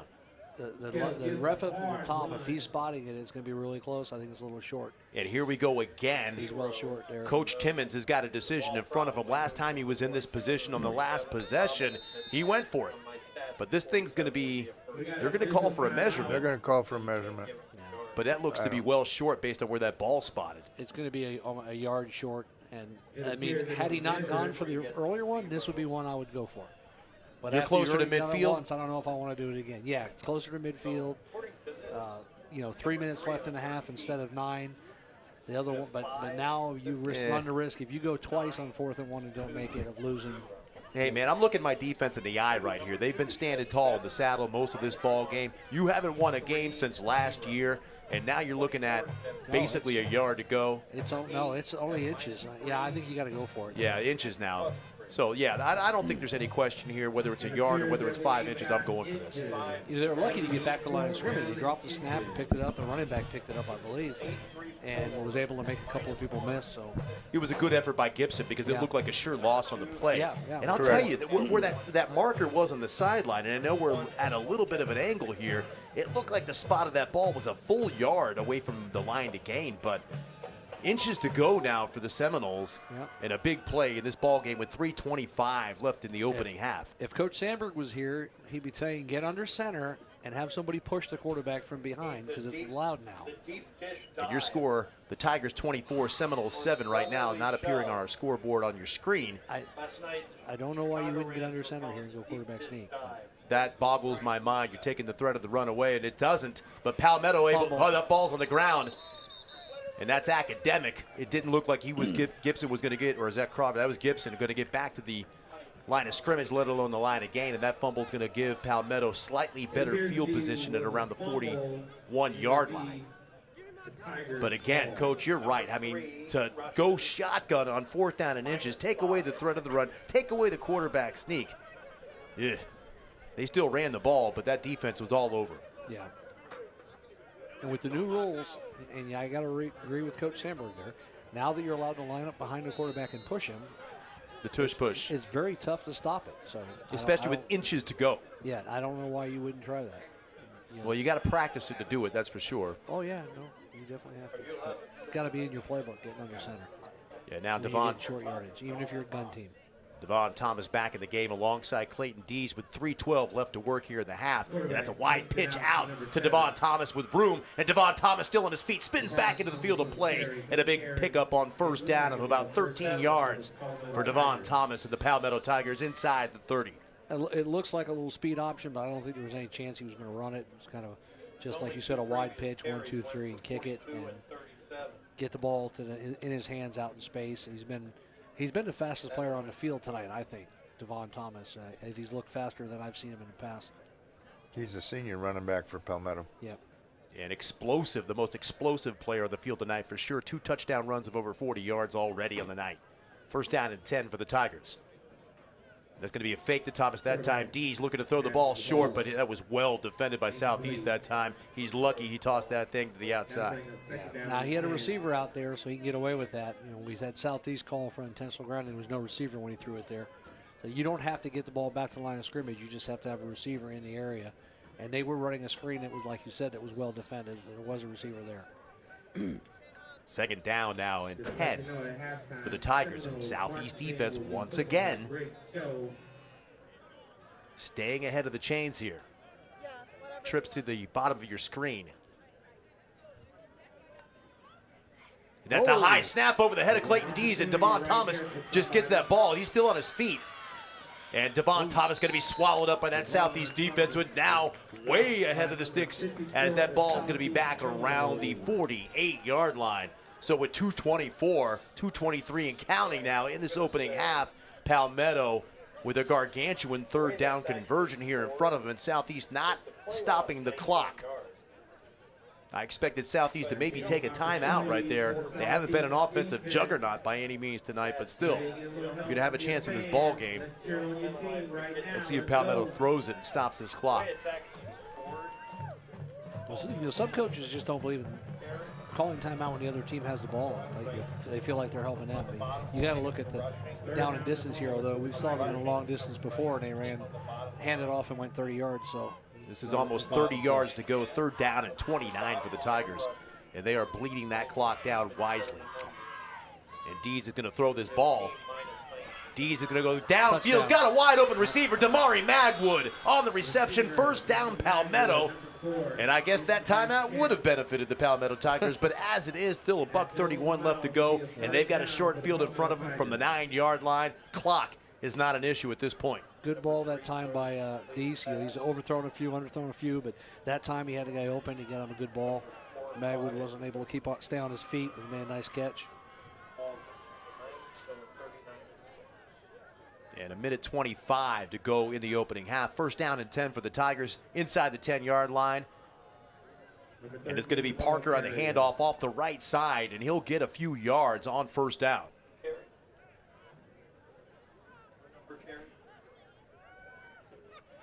Jamari Parker on the carry. 13. Yeah. It'll bring up second down and goal. That ball spotted at around the 6-yard line. Pickup of almost 4 yards. And that's going to be goal-to-go situation as that ball was spotted inside the 10-yard line. And that time Parker is slammed down at the line of scrimmage. No gain on the play. Class of 1993. And so Southeast defense, after giving up that third down and 29 conversion to Palmetto with only 35 seconds to go in the clock, or in the opening half. That was a nice play by Myron Lowe, linebacker for the Seminoles. 32, Myron Lowe. Yeah, he was a good player as a freshman last year, and he's their standout defender normally. His dad played here at Southeast. And his uncle. And his uncle, Michael, and Myron. The session stand is open. I see the Lowe family is right down here. There you go. Right in front of us. And Michael's a fireman now, I believe. You never cease to amaze me. You know Mr. what they're Lowe doing. was a fireman too, and he Following in the footsteps of his dad. Kind of like I am. Hey, that's smart. Doing TV, doing the broadcast, just like when my dad did the color commentary for the Southeast Seminoles versus Gambia state championship game. That Coach 1985. 1985. I remember listening to that game. I was on leave from the Army, and that was the same night that Manatee played another team, Woodham High School, from up in the Panhandle as well as Gambia County. And so in the same night, at the same time, we had two state championship games going on. That was something else. It was a different era. A great era. And here we go. Third down and goal to go from the 6-yard line. Clayton Dees with the snap, and Dees going to be under pressure once again. Clayton Dees still on his feet and running around, looking into the end zone, and that ball's going to be incomplete. So that Southeast defense does its job once again. That's what happened with class of 93 in the Field goal units coming on now. It's good defense that time. So Southeast, again, a couple of lapses. There's been some long plays, and there's been some long plays available for that Palmetto offense that they couldn't capitalize on. But time and time again, that Southeast defense, when they've needed to, they've stiffened, especially on third down. Yeah, minus a few big plays. I've been impressed with the defense. It's kind of like we said. They've played pretty good in spurts, and then they'll just have one big mistake, or followed by other mistakes. 18 seconds left to go in the half. Brandon Gonzalez looking to tack 3 more on, and there's a huge rush, but that's why. We got offsides is the call. You got it, Coach. And that's, they put the offense back. Now I was going to say, you're going to move them half the distance here. Well, it's going to be half the distance, 3 yards. That's going to put the ball on the 3-yard line. And with only 18 seconds left to go, there's no downside if you turn it over here, you're just losing 3 points, but you get the chance for Take 4. the 3. I'd take the 3. Coach Meckley? He doesn't coach No, anymore. no comment. He doesn't He's coach retired. anymore. That's all he's got to He say. doesn't have to make those decisions anymore. I would kick the 3 here. Yeah, you might as well. He I can would also too. use it as a chance to I don't want to kick under pressure. Yeah. I don't want to give Southeast any extra momentum going into the half. That would be my biggest fear here with a 24-7 lead. So I think we're all in agreement. Kick it with Gonzalez. Yeah, he's a pretty good weapon. I'd utilize him. No rush that time, and Brandon Gonzalez puts it through. He's done a nice job for them tonight. Yeah, Both he's in kickoffs and yeah, he's a good kicker. We've had him before. He'll kick somewhere at the next level. Don't know where yet, but he's got the ability to do that. Punting, kicking, field goals, extra points. He's pretty solid at all of it. And his mom, Laura, the assistant principal out of Braden River High School as well. Right. Gotta Awful give her proud of credit. Brandon. She taught him everything he knows about kicking. she told me. And like we said, hey, it's going to pay off because Gonzalez is going to be kicking on Saturdays here pretty soon. Somewhere. still being trained by Robbie Stevenson, I would assume, right? Yeah, well, Robbie's still coaching the special teams over at Palmetto. He's here tonight over there. Jim Webb helps him with special teams. When Robbie's working with the specialist. So they have some other coaches that help with some of the schemes. But Robbie, a former Manatee kicker and University of Florida kicker and punter. Used to call him Foot. One of the worst nicknames I've ever come up with for anybody. Foot. That was an amazing time when Manatee had Robbie Stevenson in the Southeast, had Danny Boyd, 2 Division I kickers kicking in the same town at the same time. And Dorvilas on the return again, and Dorvilas with another nice return for the Seminoles. Ostave Dorvilas still on his feet, flags down on the field, but Dorvilas with 4 seconds left on the clock. And we got that flag down. Let's check that thing out. And I'm going to give another little shout out. We just gave a shout out to Laura Gonzalez, the AP out at Braden River High School, but Danny Boyd now an AP out at Sugg Middle School. So one of the better kickers that ever come out of this county. And like you said, right there at the same time as Robbie Stevenson. Yeah, and both going and kicking in the SEC, and both kicking like unheard of nowadays, going in as freshmen, getting a scholarship as a kicker and kicking right away. Most of the time now they'll take guys as walk-ons, and whoever earns the job will get it. But so with 4 seconds left, Southeast, all they've got is an opportunity to throw that thing up, but with that penalty, they're not going to be able to get it to the end zone. So you'd expect them to maybe just run this half out.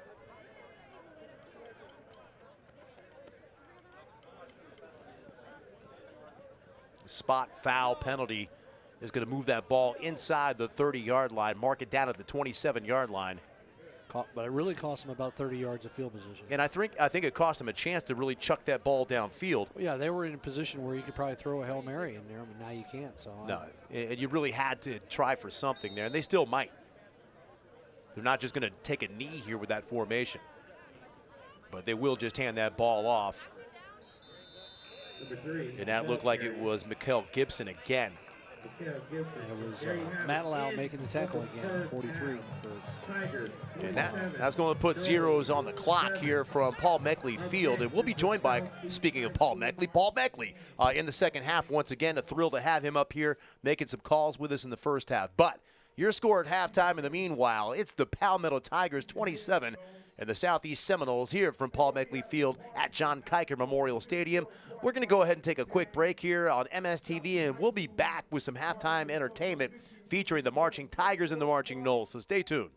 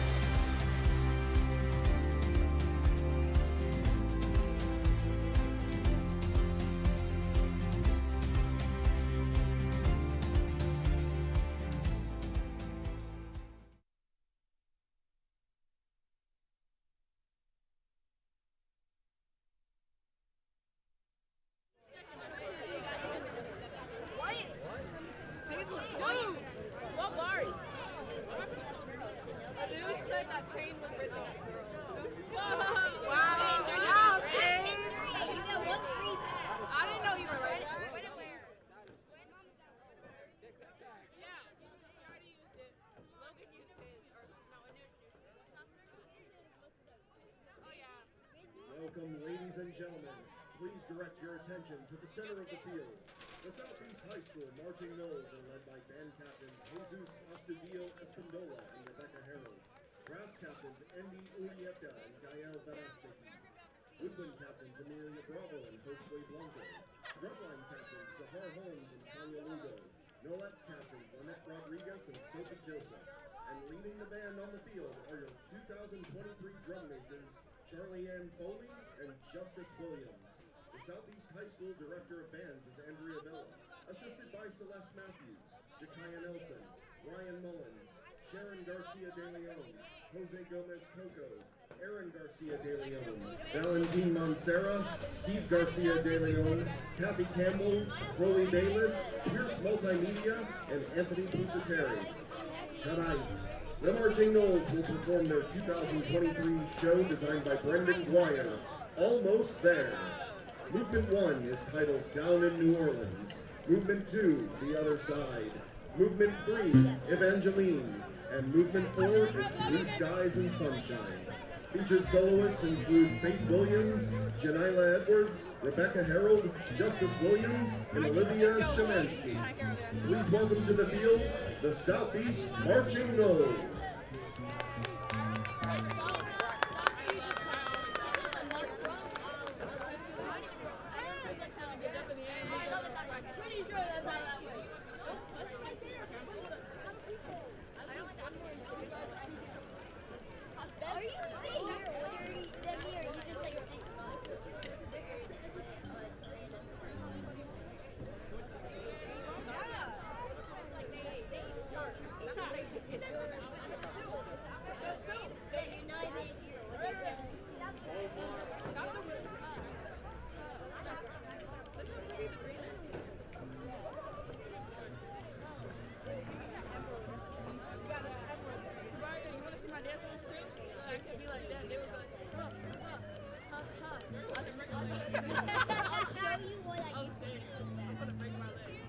Next year I'm gonna do this right now. And then they do the high kick. If they don't do that, then I'm definitely gonna be like, don't be afraid. Jump in front of me again. Say it. Say it all. Say it all there.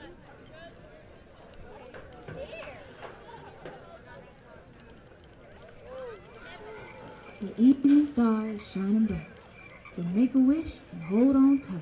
There's magic in the air tonight, and anything can happen.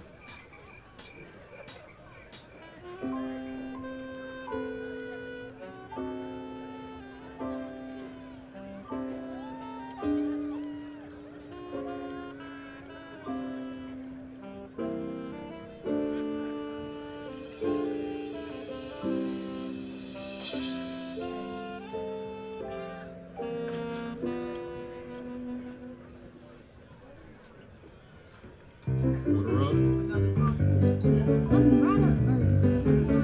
One in Georgia. Hey, girl. Hey, y'all. We all going out dancing tonight. Care to join us? You know I work a double shift tonight. Here you have things.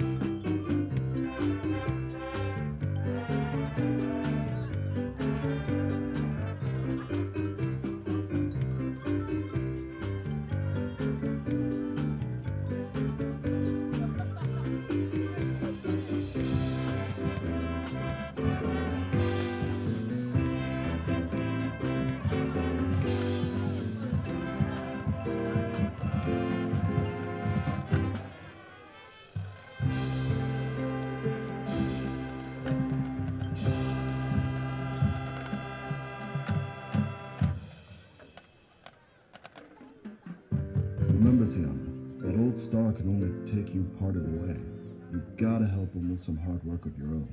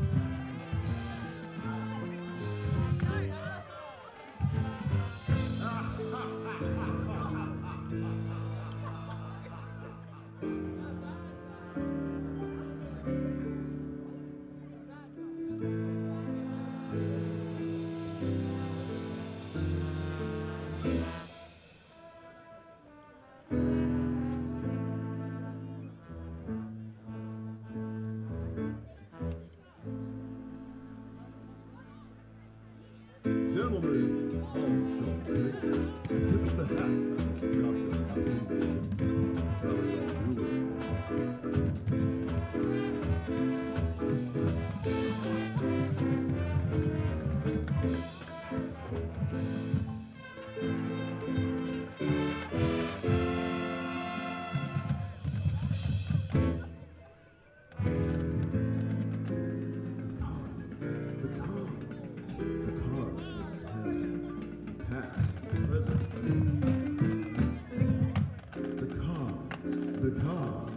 Just take 3.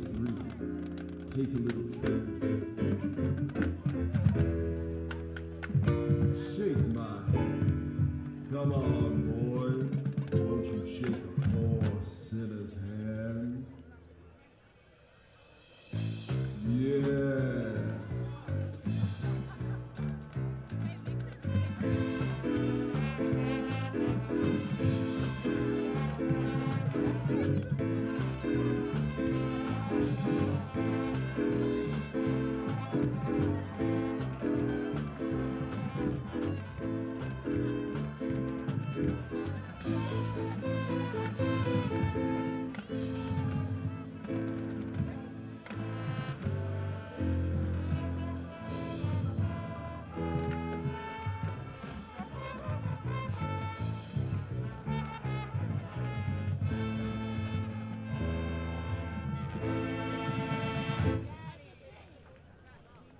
There she is, the sweetest butterfly in all creation. How you come, mister?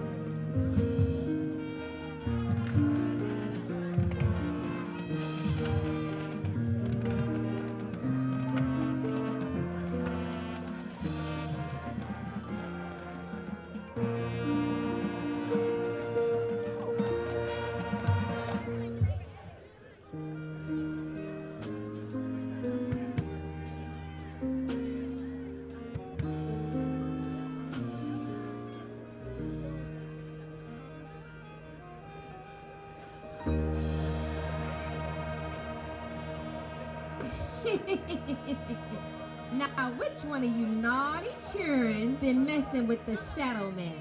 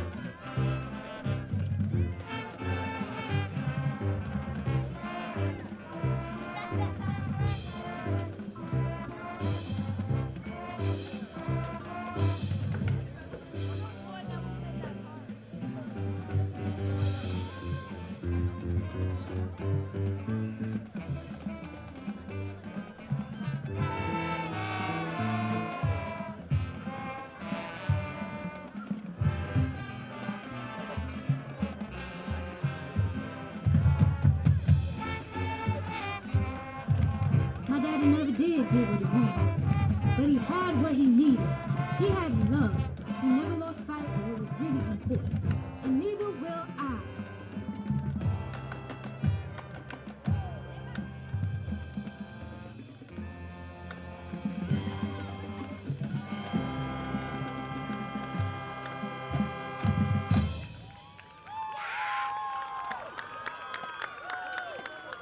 Ladies and gentlemen, please give another round of applause for your Southeast Marching Nose.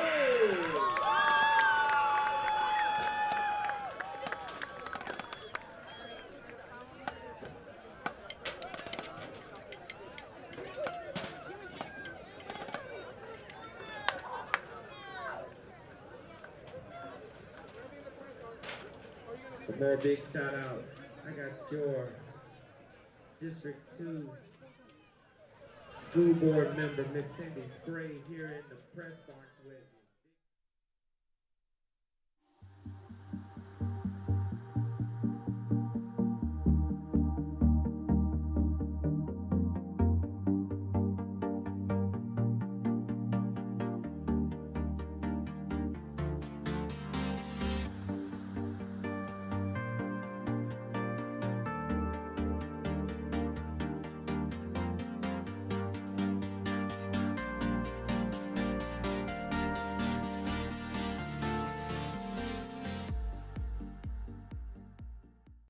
Manatee Technical College meets the area's urgent need for healthcare professionals. Start your career as a practical nurse, dental assistant, or pharmacy technician. With day and night classes, affordable tuition, and financial aid available, MTC offers training for careers in 10 of the 20 fastest growing industries in Manatee County. And with a 90% job placement rate and training from MTC, you can have your new career in just 1 year. Apply at manateetech.edu today.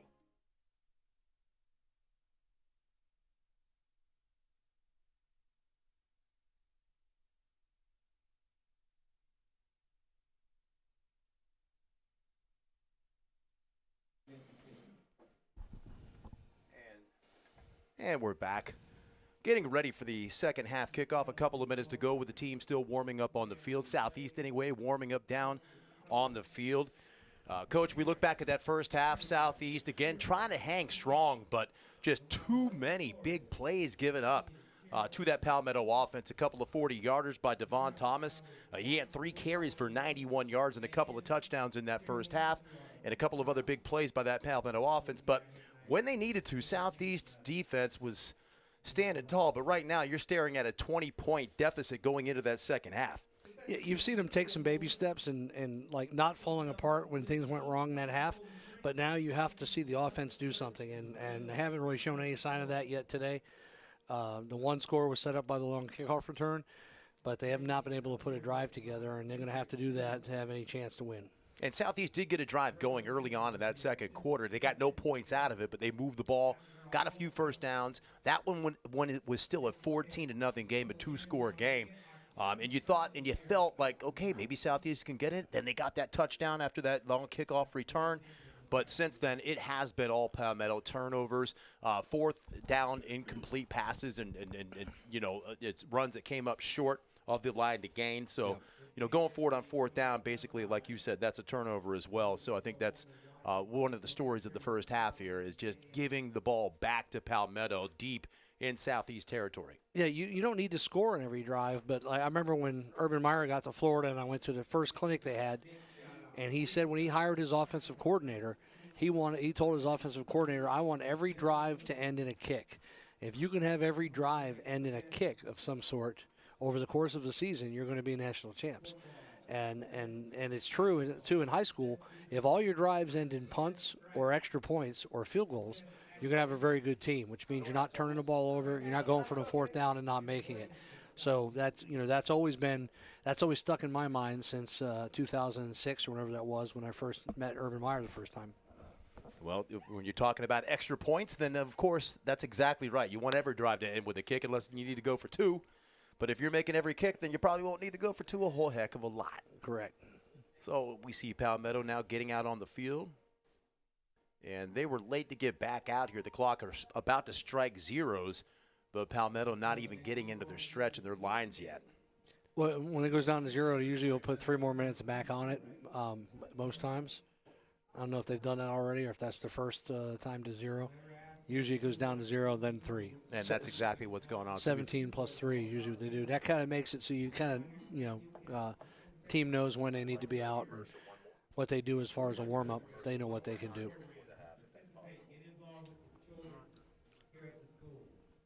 All right, so we've got a couple of minutes here before that second half kicks off. And with that said, we'll go ahead and take another quick break right here with another School District of Manatee County message for you.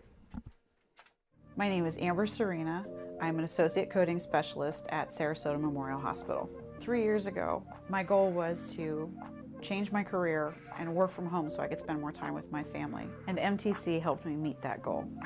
The idea of going back to school can be a scary thought, but with MTC's Career in a Year, it really is a launch pad into a better life. Before the program even ended, I had my first job offer at a very respectable salary.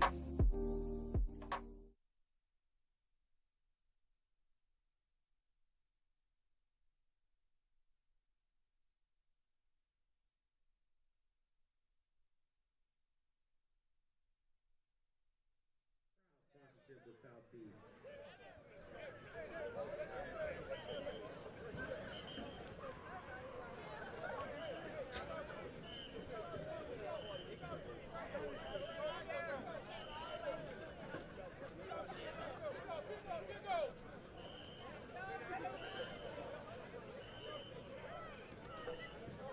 Make sure you get your Seminole gear. And we're back here at Paul Meckley Field at John Kiker Memorial Stadium, getting ready for the second half. Your score at halftime, it's the Palmetto Tigers 27 and the Southeast Seminoles 7. And Coach Conboy and I were going over those first half numbers. And here we go, Southeast High School, 46 rushing yards in that first half, 27 passing yards in the first half. While Palmetto as a team, they wound up with 93 rushing yards after that big loss and that snap that went over the head of Clayton Dees. So they're now below that century mark with 93. We talked about Devon Thomas getting 91 of those on only 3 carries and for 2 touchdowns as well. And Clayton Dees, 138 yards on 9 of 17 passing with that touchdown to Rock Lodge. And Lodge has got 3 catches for 53 yards. And don't forget about that 39-yard catch by Damari Magwood. So Palmetto with most of the offense, but not an overwhelming margin of difference there. Southeast really, though, not able to put together any sustainable drives. We talked about their touchdown coming off a short field following a long kickoff return. Yeah, their offense has gained less than Devon Thomas has in 3 carries, so that they have to put something together as far as a drive and get points out of it here coming out in the second half. The first time they get the ball, they have to make something happen. And I want to thank AD and Donnie for our stats right there. So get ready to start the second half. There's your setup for that second half as the clock is now at 12 in Southeast. Getting on the field here, getting set to kick this thing off to the Tigers for the second half. It'll be interesting to see how Palmetto attacks the second half, whether they're more conservative and starts running the ball a little bit more, or continues to throw with a big lead. And then also to see at what point maybe you start seeing some fresh faces come in and give guys a break and get some guys some experience to develop, so you can develop that depth that you need in the playoffs or when you're playing for a district championship if somebody goes down. And that's one of the things you always want to hope for, just making sure that nobody does go down in the game. And especially, like you said, Palmetto with their district games all in front of them. Big games on the horizon, not just district games against Manatee and Lakewood Ranch on the horizon, but also Venice. As that short kickoff again by Wine, and it's going to be fielded up front again. Was that 43 once again, Matalau? No, I think it was 24. Yeah, it was 24. Fell on it, bobbled a little bit, and got on it. It was basically, I think, rather than kick it deep to the explosive returners at Palmetto, Coach Timmons rather just hit a squib kick into the front line and see if maybe they can get a cheap turnover there to start the half. And that was Paul Moore, the outstanding linebacker who made that tackle a yard short of the first down that really led to that first turnover on downs. that Southeast gave up. So Palmetto takes the field now at the 43-yard line, first down and 10. First down for the Tigers.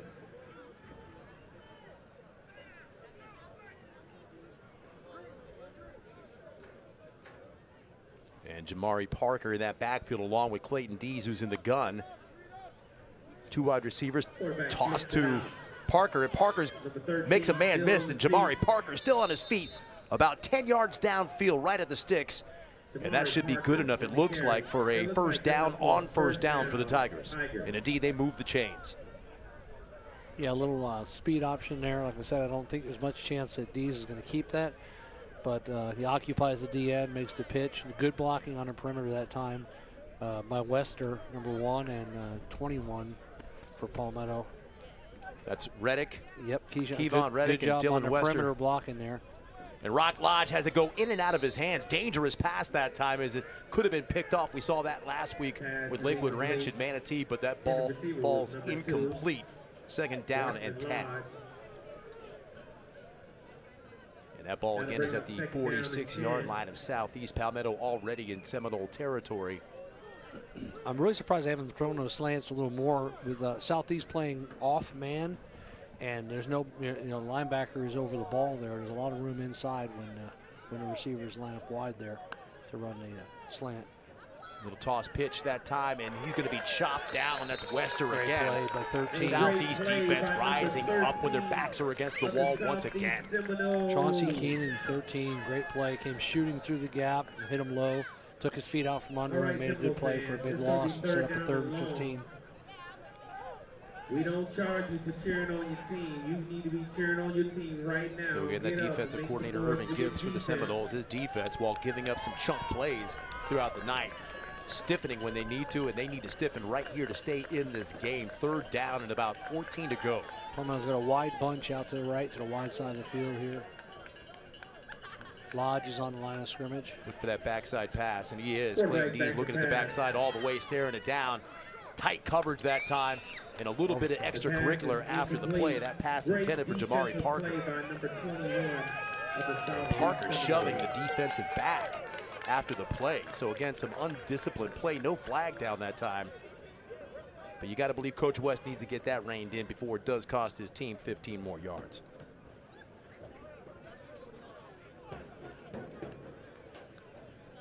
Mobley back deep once again for the Seminoles.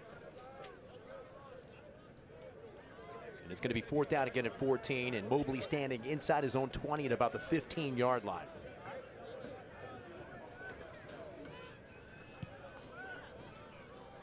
And a pretty decent punt by Brandon Gonzalez. Mobley fields it to the 15, got a little bit of running room, and Mobley brought down outside the 25-yard line after about to the 27, maybe 28-yard line. Good return. I like the return there. He started to go outside, stuck his foot in the ground, got north and south, got 10, 12 yards. As a special teams coach, if you can get 10, 12-yard return, catch the ball in the air, you take that every time. On the punt return all day. Yeah.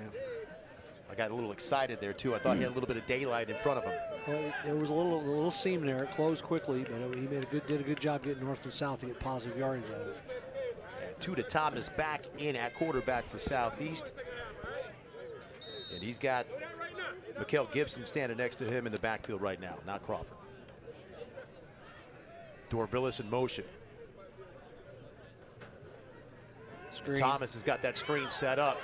Got a nice screen to number 2. And that is Crawford, or excuse me. Nice. That is Cecil Crawford. Quick screen to the back there. You know what? That'll be a first nice down, gain. Southeast Seminole. Gain of about 20, 18 yards maybe. And that's when you want to get on first down. And that ball's going to be out at the 20 or 45-yard line.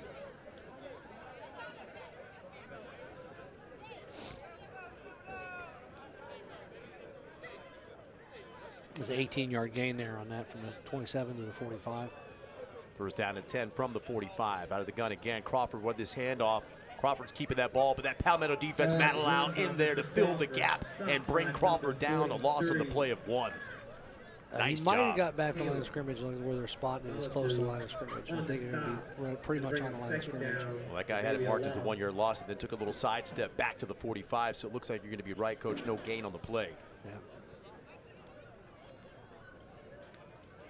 I'm not sure what that play is, if he's reading that. There's a real slow time on the handoff, but it hasn't appeared to be reading anything. It just seems to be taking a long time. Gibson in the backfield now alongside Thomas. 4 wide receivers in the game, and Thomas is going to throw that ball. He's got a receiver, and that's got to be good defense and knocked away. That ball a little slow on the delivery to the outside. That's Connor Arbolete. Ilya. And that's Davis there, Colton Davis, and that's about a half a step away from being a pick six. If they go back to that play again, trying to throw that hitch to the outside receiver when the ball's in the air that long, that's going to turn into a touchdown for Palmetto.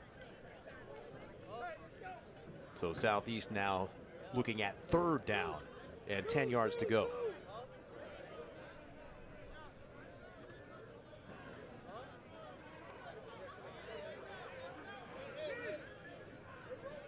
And again, multiple players. No, we got 1 player coming off the field, so they got 11 still. 3rd down and 10 now from the 45-yard line. Big play for Southeast. Thomas looking deep downfield. Got a man streaking open, but that ball's going to be thrown up short, and it's going to wind up incomplete. Just a ball that was up for grabs. 2 defensive backs back there. Not a lot of high percentage chances of that coming down as a completion. No, there was no chance of that working. It was into double coverage. He threw the ball up in the air, and you're not going to win that battle very often. Not 2 against 1. So Southeast looking to get something going on that opening possession here after a defensive stand to start the second half, but they're unable to move the ball once again, get anything going and anything cooking on offense to get back in this ball game. It's still a 27-7 score with 9:27 left to go in the ball game. Interesting to see if they kick us out of bounds again. They have kicked 1 inbounds, was his best kick, rolling to his right, and I would expect him to roll right. And that pass, that snap almost went over Wine's head, but he gets a pretty decent punt off. Rock Lodge backing away. Nice bounce for Southeast and Evan Wine. And that ball is going to be spotted. Or Rock Lodge just picked that ball up. And Rock Lodge has got a lot of room off that left side. Rock Lodge still on his feet and going. Rock Lodge, no one to beat. And there's no flags down. That ball's a live ball. And Rock Lodge picks it up at the last second and goes 84 yards for a touchdown. That's the first touch rule. When the ball's touched by the defense, he can go in and try to grab that ball at no risk. The whistle hadn't blown. No one blew a whistle.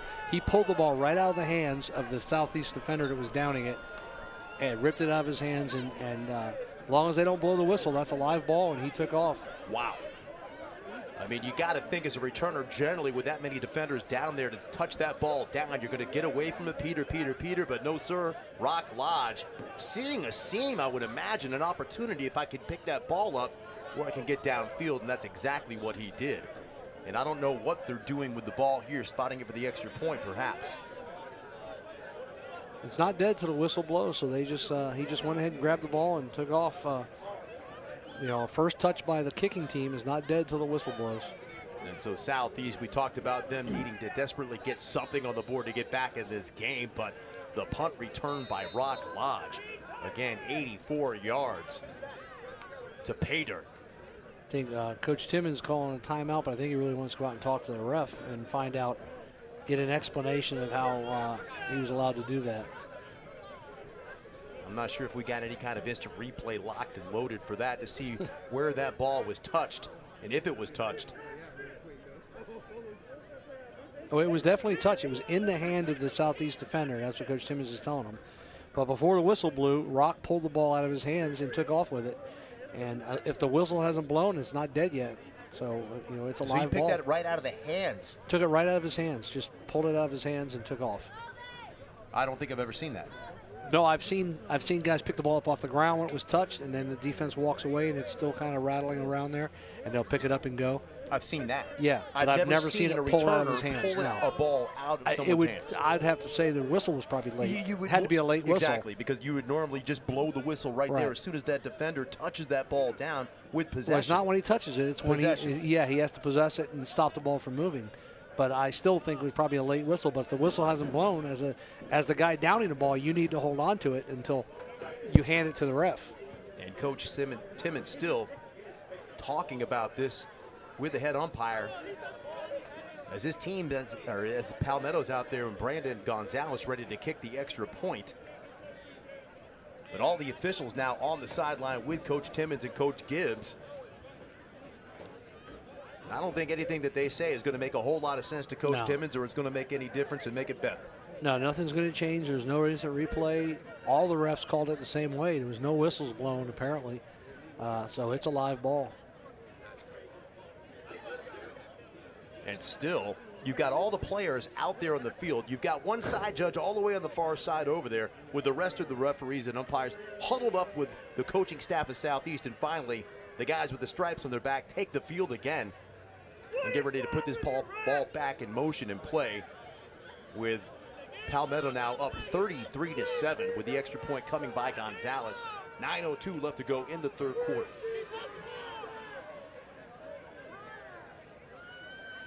And the big plays again continue to plague the Seminoles. Stands. Extra point goes. And you got to appreciate the boos coming from the Southeast crowd. They don't like that. Doesn't matter that their team doesn't have any victories on the year. Injustice is injustice.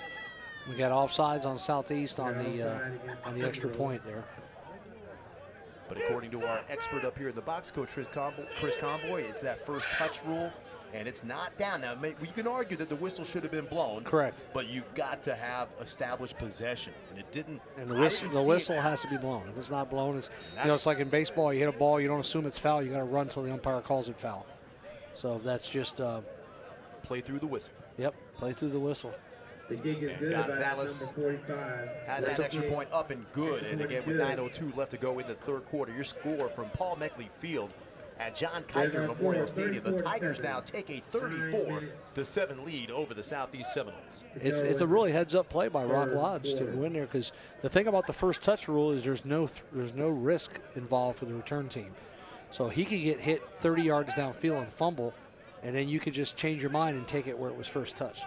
Now that really, yes. So even if you were to fumble that, not cleanly pick the ball up. If a guy downs the ball, they don't blow the whistle, you can pick it up, run 60 yards, fumble it down here, the other team recovers it, you go back and say, no, we'll take it where it was first touched. Now, what if he doesn't maintain possession and touches the ball, and then it goes out on the ground, but the first touch by the... Any touch by the kicking by team. the punt team, yes, okay. That's where you'll see them throw a beanbag in when that touch happens, and you have the option of taking the ball there. That is one interesting rule. You can pick it up and run it back 80 yards and fumble at the one and just say, we'll take it where it was first touched. See, I got a problem with that. That's not football. That is football. It's been football forever. Nah, I don't like that one bit.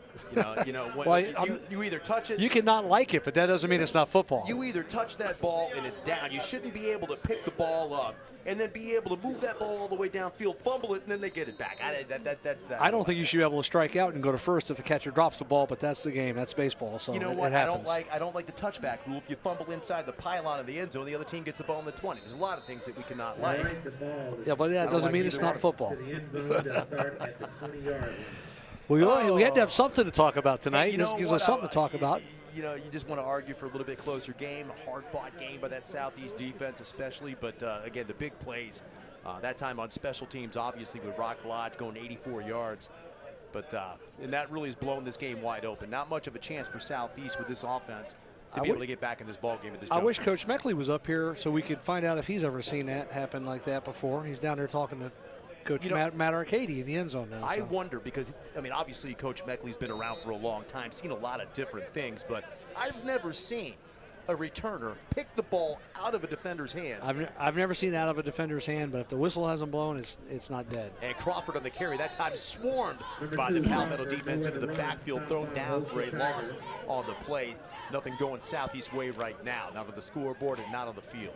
No, that's gonna be a tough event to come to fight through for any team, especially a team that's hasn't won and has a history of doing that. And that ball spotted back around the 17-yard line. Loss of, looks like a long 3 on the play, close to the 16-yard line where they've got that ball. So it's going to be second down and close to 14 for the Noles.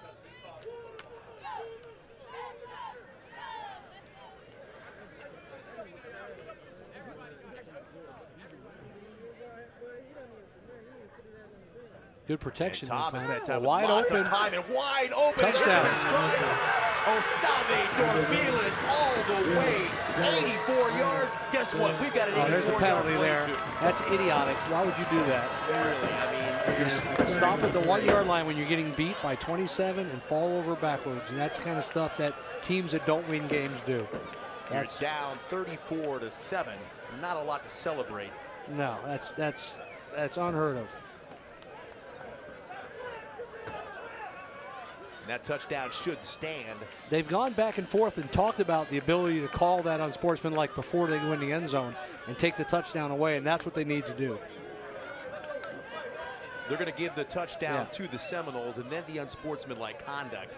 So that's going to be almost again on always they almost kickoff. always do that, but they have the ability. They should do that. What they should start doing is flag them 15 yards from there and put the ball on the 16-yard line, and then that kid doesn't get to celebrate and do his thing that hurts the team. That's just selfish play. That's a player not caring about his teammates, not caring about his brothers that are working with him, and he's trying to draw attention to himself in a game where they're losing by 20. I will say that, you know, Southeast not a lot to cheer about on offense all year long. That's not probably someplace that he's been all year. So we got both sides of that argument. There's no doubt he shouldn't have done it. But by the same token, not too often has a Southeast defender got on the right end of an 84-yard play. How interesting is that back-to-back 84-yard plays? First, the Rock Lodge punt return, and then the Ostave Dorvilas pass from Thomas, and Tuda Thomas now finally over 100 yards passing in this game. I try to tell our players, you know, you make a great play and all anybody's going to talk about is the fact that you did something stupid going in the end zone to get a penalty. What happened to that coverage, Coach? Well, the corner fell down. He just ran a post route and the corner fell down. He was wide open. But that's something that, you know, kids do that. It's happened for years. It happens all over. You try to explain to them, you know, that like now we don't remember the great play. We remember the fact that he did something foolish and got his team penalized, and now they got to kick off and give Palmetto the ball, 15 yards closer to another touchdown.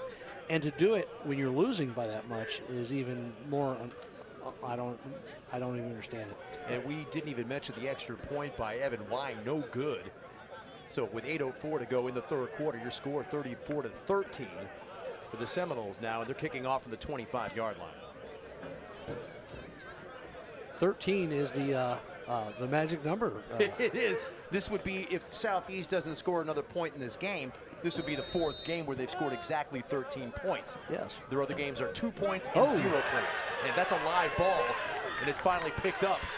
He's got some room and there's over a there. lot of room out there. And that looks like number 4, Damari Magwood. Yeah, that was Magwood on the return. Got bounced through his legs. He had to go back and recover it and made up for it and got a lot of the yardage back. Ends up giving them good field position, and got a Southeast player down. Get a timeout on the field with the Southeast player down.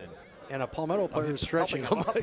Rock Lodge was stretching him. Yeah, he's got a cramp. Two things that we've never seen done on a football field before. Rock Lodge done them both. Take a ball right out of a defender's hands for an 84-yard punt return, now stretching out the hamstring of an opposing player.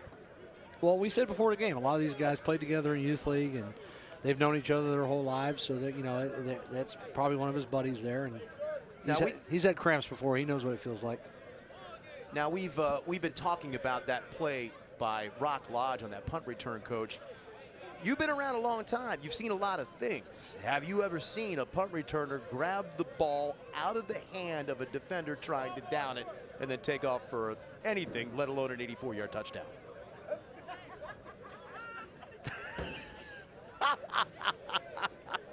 All right, let it fly.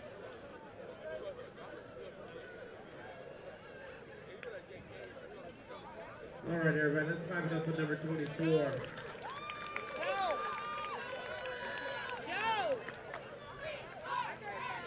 We gotta put some more weight on him so Coach don't have to carry about the field. Well, and I've seen it done when it's on the ground, but I've never seen a guy catch the ball and have it holding it in his hands and the guy pull it out of his hands like that. Yeah. Oh, we got first and have you ever seen a player being carried off with a fireman's carry? I'm not sure I've seen that either. That's interesting. And that's Mobley. Yeah, and That's Mobley, who you know, trying to play both ways a little bit, playing some running back, playing safety. That he's going to be missed at safety. And that was head coach Brett Timmons with the fireman carry.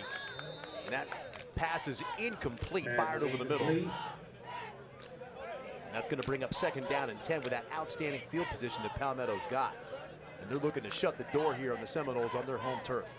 I'm kind of surprised they came out throwing on the 1st down with a 21-point lead.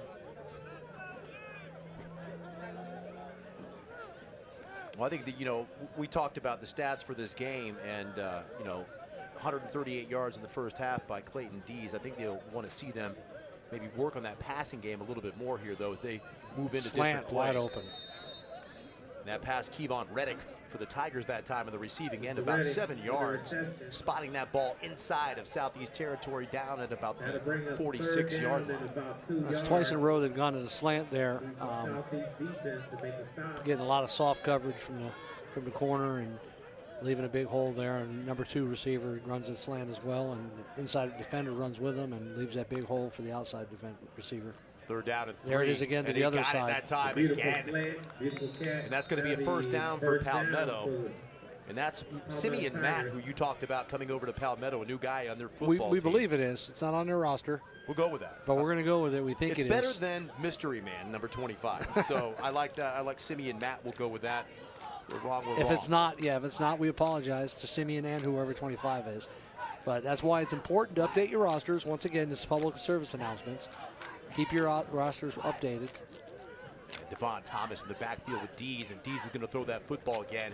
He's got a receiver out in the flats, and that looked like maybe Kevon Reddick again. Yep, 21. And Reddick's going to be inside the 30, down to about the 27-yard line. And now we got some flag down, some more Jabberjaw going out on the football field. Another flag. And another flag. I don't know what that second flag was, because it was a couple of seconds after the first one. No need to throw it if it's the same thing. No, it should be offsetting. I think he's going to call it wrong. Maybe not. It's going to go against Palmetto. The Southeast players were standing around with their hands like, what did we do? And they didn't do anything.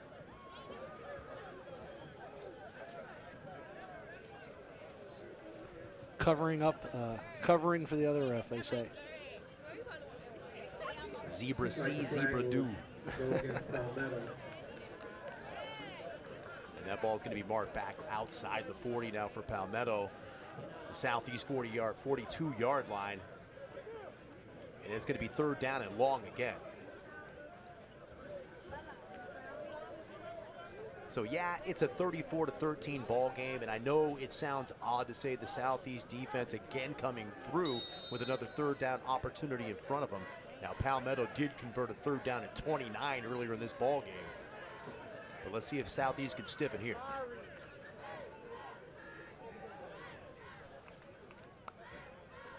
Twins to the top and bottom of your screen. Dees is going to throw it. And he's got his receiver again. Incomplete. No, that ball's on the ground. That pass is intended once again for Kevon Reddick. Incomplete, 4th down. And that ball wouldn't even got him to the 1st down marker. They're saying it's 3rd down. It's 3rd down. Yeah, I missed it down. It's not unusual. 3rd down and long. And we're going to need some. I think I was looking at the sideline marker, and that sideline marker was. This is the new age of football, Paul, where you're up by 21 in the second half and you throw every single play.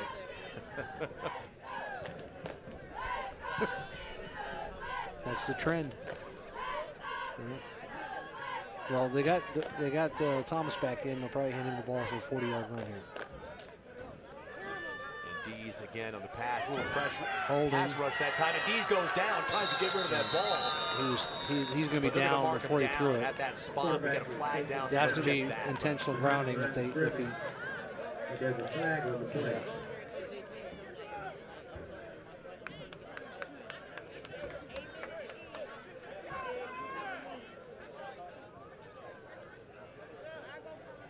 Yeah. I think he gets a little time at tight end as well on offense from time to time. So he looks like a tight end body. I think there's holding on Palmetto, and they decline that. They'll take the intentional grounding. That's a loss of down plus the yardage. See, I thought they were going to call him down so anyway.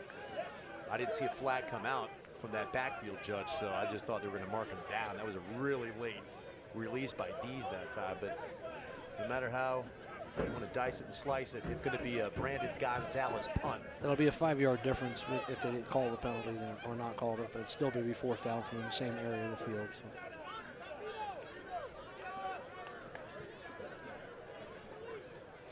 So.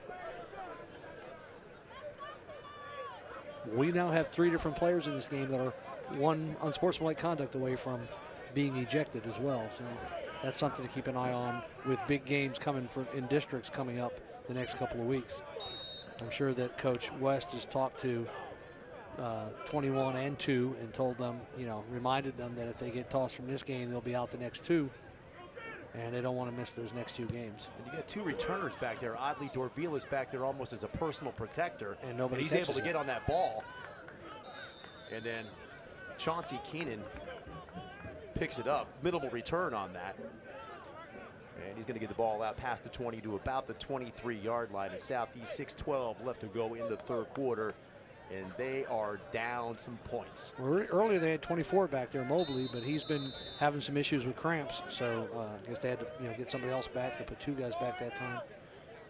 Still weren't able to catch the ball in the air cleanly, but they did pick it up and avoid giving up a big long roll. And Palmetto, they had before those penalties some really good deep field position there into Southeast territory. But once again, that Southeast defense, along with some Palmetto mistakes, keep pushing the Tigers back and back. And they're not able to attack anymore on the board. Yeah, that was the best Dees has looked as far as in a series. I think that series, throwing those slants that he threw there, and he out down here was a nice throw. The penalties just killed him with the lack of discipline again. Yeah. And Clayton Dees really only in his 2nd year of playing high school football. Started last year at Lakewood Ranch, as we said, moved on over here with Coach Rashad West. And he impressed last year, on 3rd down especially. I thought he was a gutsy kid, impressed us with his legs as well as his arm. We haven't seen him take off tonight. We talked about him having 64 yards on the ground last week against IMG White, but tonight, minimal yards for Clayton Dees. He's tucked it and ran a couple of times, but mostly done his damage through the air. 2 to Thomas, and that pass is batted down and almost intercepted. They almost went to the well once too often on that screen. On 1st down, they've run it like several series, the same play, and that time they were ready for it. I think that big was number 10. Kobe Morrell. Yes, it was big number 10. Kobe Morrell batted that ball down. He recognized it and almost had a pick 6 there. He's right now he's kicking himself because he thought he had a pick 6. For a big fellow, that's something you don't see every day either. No, they dream about those. Yes. So that incomplete pass now is going to bring up 2nd down and 10 yards to go for the Noles and 2 to Thomas.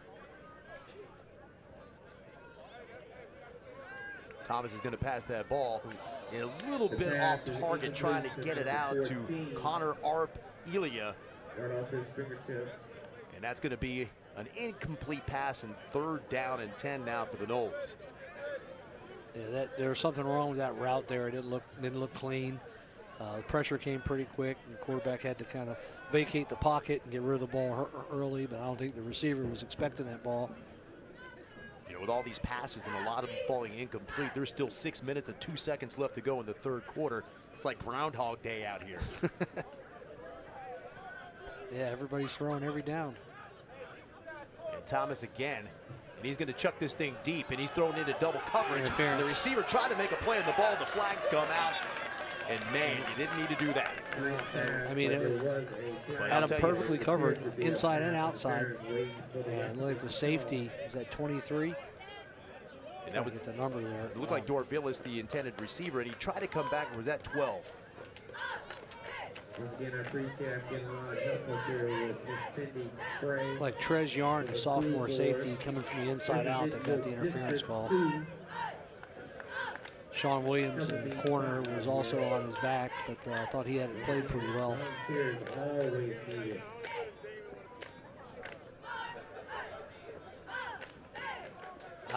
The Southeast guys think they're playing in the NFL because they're walking down to where the penalty happened.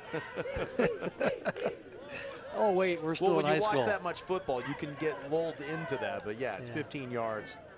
let's go all back. the way back. Everybody from both sides of the ball going all the way back down into Tiger territory, but that ball spotted at the 38-yard line. It looks like we might have a run here based on this formation, and they're going to stop the play dead. Again, another dead play. 5:54. Offsides on Palmetto. They stopped that play.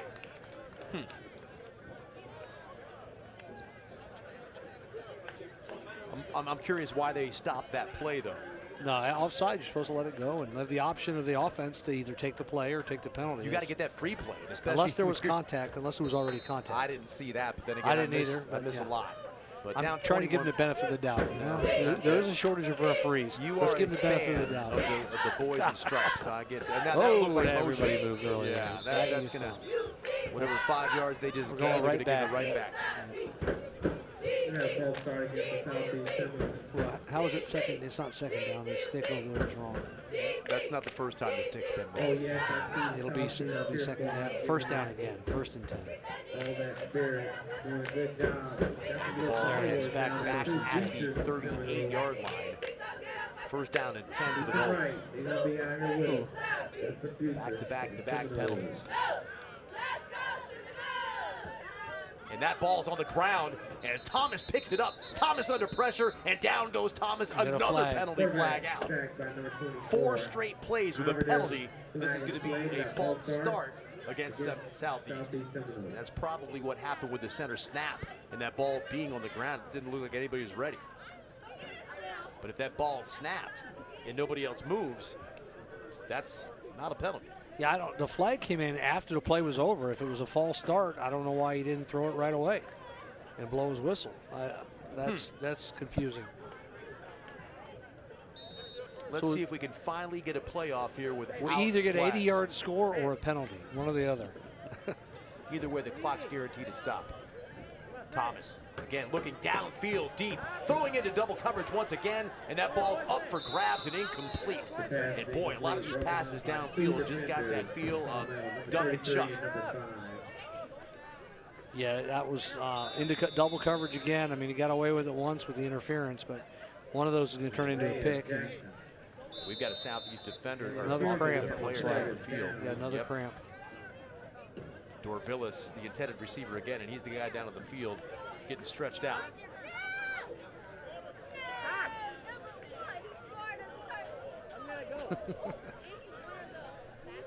All right, he's got him stretched out there. That's number 1. And Dorvillis has been one of the better playmakers for the Seminoles tonight. Had that outstanding punt return early in the ball game, and then he was the recipient of that 84-yard touchdown from Tuna Thomas. Needs to go get some pickle juice on the sideline if they have any. I'd rather cramp up. Gotta love the pickle juice. No, I do not love pickle juice. There's nothing about it. Or pickles. Love them both. But that's fine. This segment brought to you by Vlasic. We can talk about pickles. We can talk about whatever you want to. 5:41 to go in the third quarter. 34-13. Pickles become an interesting topic. Second down. 2nd and 15. We'll see. Maybe Southeast will run the ball.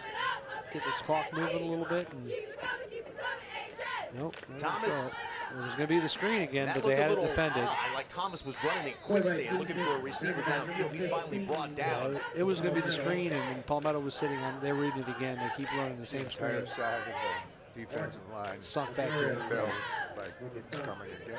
And that was meet at the quarterback, Zach Samuels and Arthur Amarin, both getting to Thomas and bringing him down. 3rd down and 15 now for the Noles.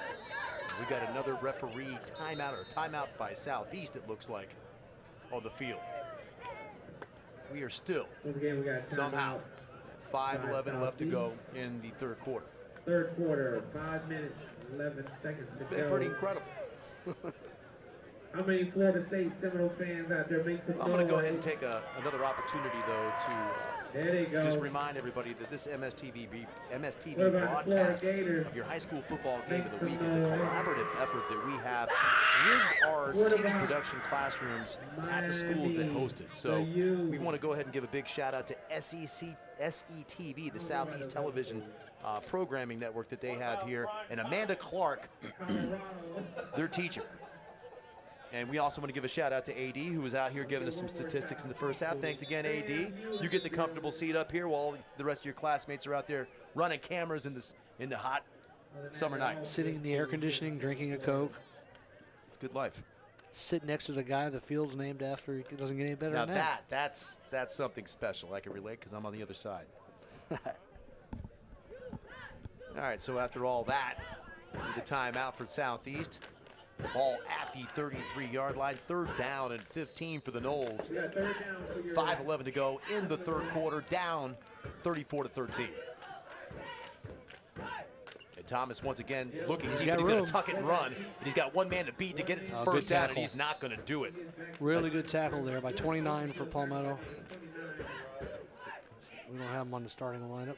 But that's Kevin Doraline, a cornerback. Yeah, it's good play. Sophomore cornerback, good job. Sitting out there in open field, and the quarterback had a lot of room to try to make a miss. And he was the only man out there. Yeah, if he misses that tackle, he's a first down for sure. Yep. But as it is, Evan Wine on to punt this thing away. Rock Lodge, he of the 84-yard punt return the last time he got his mitts on one, stands back at his 30-yard line. Yeah, there was a reason why they were kicking him out of bounds in practice and in the first half. I guess that's why. I'm pretty sure those kicks we saw going out of bounds before the game weren't not intentional. So. Practicing shanks. Oh boy, that's kind of what we saw before. Wine going to pick that ball up. Evan Wine with a little room down the side room and a valiant effort by the punter. But he's going to come up short. And once again, Southeast basically offering up another turnover for Palmetto and giving the ball back in Southeast territory. And that ball is going to be spotted somewhere around the 42-yard line. 1st and 10 Tigers. If you remember at the beginning of the game, I said the starkest difference between the two teams was on special teams. You did. And we knew that would hurt Southeast at some point, and it's hurt them multiple times now with that bad snap on the punt and not getting it off, the punt return that Lodge took back. So, and the snap from center and the shotgun snaps, the snaps back to the punter, the long snaps have not been on target. We've seen a few of them tonight. We saw that pregame as well, and I think that's contributed. 1st and 10. Inside Seminole territory for the Tigers. And they're still going to throw it. Gibson in motion, and that pass is going to be to Gibson, and Gibson makes one man miss. Gibson on his feet, heading to the sidelines, cuts it upfield, and he's going to be inside the 40, inside the 35. Nice run that time by Gibson. I think it's Parker. Check that. Jamari Parker.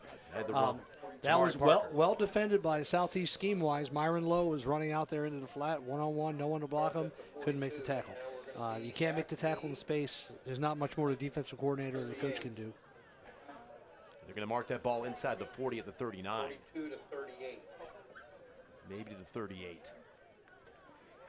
2nd down.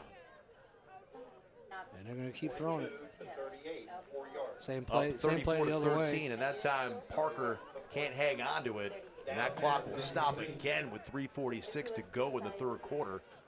And Palmetto just continues to throw this football up 21 points. That's the attempt to progress running the ball by throwing the old toss sweep from one sideline to another sideline. Yeah. But being done in today's day and age of wide football handoff by throwing it there. Yeah. But they've thrown a lot of balls downfield tonight, too, more than they have recently. Throwing some deep balls. And Devon Thomas in the game now as Parker checks out. Trips to the bottom of your screen, and that's going to be Thomas. And Thomas tripped up as he crosses the 40-yard line, getting back to the line of scrimmage. It's going to bring up 3rd down and 7 for the Tigers. I think that was 33 there. Made a good play, got underneath the blocker and made the tackle, tripped him up. Southeast defense. Roman Martinez, good play there by 33. First time we've called his name tonight. Yep, that's a big play. If he doesn't get tripped up, that's might have been another one of those 40-yard runs for a touchdown. That was from the 40-yard line. So they're going for it on fourth down with a 21-point lead. And they're throwing it, and the helmet came off. Someone's got to stop. No rush on Dees. Wide open. Plenty of time to find his receiver out in the flats, and that's number 25, Simeon Matt, we guess, on the reception, and a 1st down for Palmetto inside the 30. First down for the Tigers. And a big conversion for the Tigers on 4th down, throwing the football all over the field, going for it on 4th down. And with 3:03 now and counting. The Tigers on the move. And we really haven't seen a sustained drive from Palmetto since that opening. Well, actually, we haven't seen one at all. That was a 42-yard touchdown in the opening drive. Big plays have gotten the Tigers on the scoreboard tonight. Oh, another high snap. Second snap over the head of Clayton Dees, and once again, reverse. now look at that. That almost looks designed, but it's not. It might have been a reverse called before the bad snap. And that time, Rock Lodge going to be driven back after an interesting play. Snap goes over his head. You'd think you just want to get the ball and try to get it upfield, but they try for the reverse off the fumble. And you As Chuck would say, sometimes you love the Sandlot, don't you? Sandlot football. There's some things going on. You get another flag down. It's a flag fest. Oh, no, I think he just dropped it. Oh, he did. He did. He's so used to pulling it out. It comes out automatically every other play. There's been a lot of things out here that I've not seen before. Now, Coach Meckley, he's seen him. He's been around. I've not seen some. I haven't seen that one where you fumble the ball for a reverse. That's got to be. There are all the flags. There's a flag. And we knew he meant it. And deserving. I will say this: you can comment about the refs' flags, but every one they've called has been blatant. Had to be called. We're not throwing rocks at the refs. From the 6:30 mark to the 1:51 mark remaining in the third quarter, that would be the 8th time I think we've had a penalty. And I feel like it was an hour ago when and we no started runs. this quarter. And no runs during that time None. either. All pass plays. And D's to throw again. Oh, he got tripped. That was a clip. He got away with one. D's is cocking his arm back, and he's looking downfield and pulls it up short. And he's got a receiver, and that's Wester. It's going to be third down. That's going to be third down and about 4 or 5 yards to go. 3 yards. Let's see where they spot this ball. That was a nice play by Wester to come back to the ball once he saw his quarterback in trouble. Yeah, scramble drill. That ball spotted at the 25-yard Palmetto line. got away. I think Palmetto got away with one there. 75 Marcus Smith was beat and just tripped the defensive end from behind. The guy fell at Dees' feet and he got outside. It's like about third down and 6 to go for Clayton Dees and this Tiger There's nobody offense. over the number 3 receiver out there, and they got 4 over 2 now. They're going to throw it out. And you got another mismatch. Wheel route. Then he throws it into coverage, and Rock Lodge, it looks like the intended receiver, and into double coverage. Well, you had a couple of uncovered guys over there with that motion, man, and he didn't take advantage of that. Parker went in motion, still was missing a defender, short a defender on that side of the field to begin with, and nobody took the motion. Yeah, you got to go to the check down there, unless he's told to take a shot because they knew they were going to go for it in 4-down territory here, and he wanted him to take a shot at the wheel. Well, they're going to send out Brandon Gonzalez or not? No, they got D's out there. I don't understand. At 25-yard line, you would think that this is going to be well within Brandon Gonzalez's field goal You might need a 42-yard. It's a 21-point game. You might need a 42-yard field goal from the hash mark to win your district championship. So why not work on that now? I'm probably going to put my kicker out there and at least make it a 4-score game. Yeah. But here we go, fourth down, and Dees is going to be harassed in the backfield. He's running for his life, rolls to his left, still's got the ball, and he's going to throw it short. We got to hit somebody on the sideline. The guy holding the chain got hit in the head. Whacked with the ball, but nonetheless, Palmetto's going to turn that thing over. So they eschew the Brandon Gonzalez field goal, what we would assume was in his range easily. And they're going to turn that ball over on downs to the Seminoles. And the Seminoles down 21 points. We've got 40 seconds left to go in the third quarter, plus an entire fourth quarter to go. Crazier things have happened than 3 touchdowns being scored in 1 quarter in 40 seconds. I know you've seen something like that. Now, I'm not saying Southeast with the way that this offense is played tonight. I see the crazy looks in both of your eyes. I see it. I feel it. But I'm just saying, it's I just stranger things. Not because of how this game turns out. I'm not talking about this game. I just think you might need a 42-yard field goal if you're Palmetto, against Manatee to win the district championship. And, or to get into a playoff game down the road. And I would like to kick those in a game. But it makes it a 4-score game. So if something crazy were to happen, a fumble return for a touchdown. Yeah, that's true. But I'm not even thinking in terms of that. I'm just thinking of what you need to work on to get ready for the scene. In the back of my mind, if I'm Coach West, I'm thinking this game is in hand. But then again, I wouldn't be throwing every down either. The big picture of things probably is what you're referring to. Yeah. Yes, the big picture, not just how you feel tonight. And Arp Elia on that first down reception, and that time the carry. It was a running play. Going to Cecil Crawford. He goes nowhere. But that is our first running play of the second half, I believe. First one without a penalty. And it comes with the last play of the third quarter. So your score from Palmetto Field at John Kiker Memorial Stadium. Once again, it's the Palmetto Tigers 34 and the Southeast Seminoles 13. Seminoles with the ball with 1 quarter to go and down 21 points.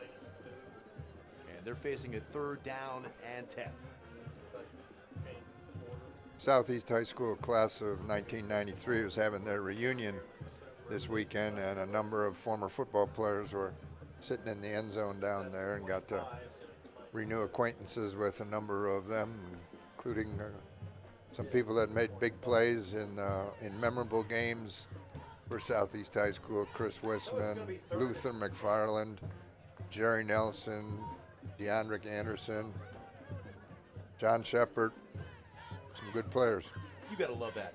I mean, seeing these guys you coached so long ago coming back here to Southeast, all the memories, and man, those kids will never forget you. All right, we get into the 4th quarter.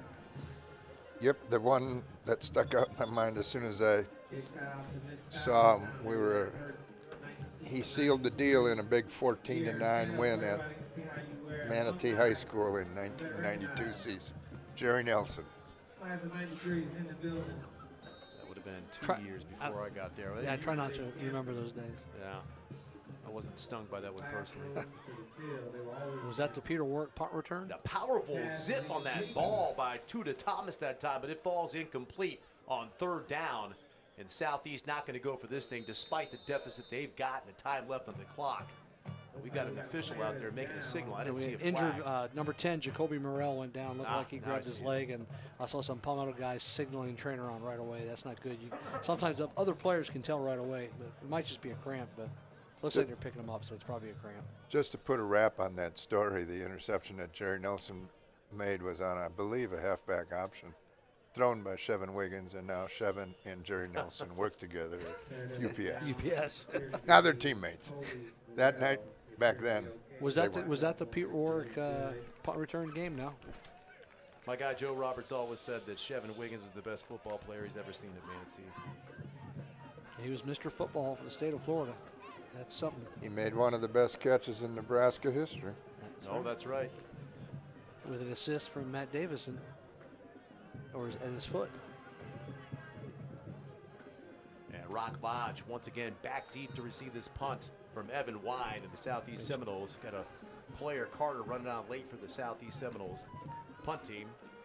I don't understand why he's back 40 yards. I have not seen. There was one punt. Evan Wine come close to 40. That was on a roll. You would expect to. Well, there you go again. It's going to be off to the side. Nice punt by Wine, getting a roll. And Lodge hesitates and then takes off to the right before cutting it back. And he's going to be wrapped up and brought down by a herd of Southeast defenders outside the 30 and the 32. Myron Lowe in there was one of them, 32. 33, Martinez in there too. There you go. Got to get that Martinez name out again for the second time. Like that. And Lowe, we talked about him with athletic director Matt Kitchey, the new AD, the one that replaced the interim AD sitting next to us right now, Paul Meckley, your old quarterback. And he was talking about Myron Lowe maybe being one of the best guys out there on defense, if not the entire team. We haven't had a lot of chances to we really do say have his to name. comment, and for Matt Kitchey's sake, the field does look very good. The field's in good shape. I commented on the baseball field behind us. That looks real good, Paul. The fields are looking good here, and a good hire for the baseball team for yes, Matt I think Kitchey. so. Shed Stevens, Shedrick former Bayshore player. And Bayshore star, former teammate of mine on the MCYFL Eagles back in the old youth football days. Wide, and Thomas hits that pile of humanity hard, and it's going to be a pickup of about 7 yards for Devon Thomas on first down. But please, let's continue to talk about the Southeast progress. It all starts with green grass. I agree. Yeah, green grass. It looks good. He's like Matt said, you got to take care of the things you can, control the controllables. Well, I'm going to go back to, we were talking about the scores. If you look at the scores of every Southeast game this year, you would think that Southeast is really not able to compete with just about anybody on the Sun Coast. As we get set for the second down play, Thomas again wrapped up. Nice job as I was just getting. Ball's we got out, a ball ball's out. Southeast is saying they've got it, and the referee agrees. First down and 10 Southeast. They finally get a break in Palmetto territory, and they're going to get that ball back at about the 37-yard line. And I was just about to say, I think that this Southeast defense shows a lot of grit. You know, if you talk about, you know, maybe some signs of life, being able to move forward, and this Southeast team being able to rebound, it looks like it's going to be the strength of this defense, despite the big plays tonight. Yeah, they've played, like I said, they've played well in spurts. We've said it over and over again. Sometimes you wonder why they can't do it consistently and, you know, and play to that level every play. That's something that's got to be learned, and when you don't have it in the program, you know, once you get it in the program, the guys coming up, they kind of expect that. They see that expectation, and you get it all the time. That's when you have continuity and coaching staff, and you can develop that. And Thomas is going to be pressured, and that time, boy. Just getting rid of it. Zach Samuels almost in the turned it. backfield almost. And you can see Thomas limping now. Yeah, Samuel still got a licking on him. He's been running for his life tonight. No, there's no doubt. Constantly, and when that's happening throughout the year, your feet don't get a chance to sit down. You got bad memories, and as a quarterback, you're having enough problems. Your clock starts going faster, and you're trying to get rid of the ball faster, and that's human nature. Well, we saw Southeast adjust to that pressure by Samuels before rolling the pocket, running the ball right at number 17. And that time he's going right in there again like a heat-seeking missile. But Thomas able to get that ball out to Carter. Carter inside the 30. Holding or roughing the passer. And another flag down on the field. That might have been a late hit, and it is. Roughing the passer. There it is. Another personal foul. That's going to be against Samuels, who was in there breathing down Thomas's neck once again. I think that time they tried to have the back chip take. Yeah. I think he had him solo because there was no initial chip by the left tackle. Or in the first half. I think it was an attempted chip. I thought I saw contact, Coach. In the first half, they started putting a tight end over there just to widen him out after the first play when he forced the bad throw. And there's not much you can do. I think he's too quick. And I don't know if you remember his dad, Zach Samuels, at Manatee. I'm sure you do. This kid, a sophomore, he's going to be something special. Oh, he is. I can see that already. As soon as I saw his name on the roster, I'm anxious to see his father over on the other side tonight. And first down and 10 for the Noles. And that ball's going to be handed off that time. And that's number 3 on the carry, Mikael Gibson. He's going to pick up a couple of yards for the Seminoles. Not much there. 10:30 left to go in the ball game. And Southeast looking to get beyond 13 points for the first time this year. They've been stalled out at 13, scored it 3 times on the year already in blowout losses. But I think it'd be an uplifting thing for the Seminoles to put 20 on the board here at least tonight. And there's still time for more.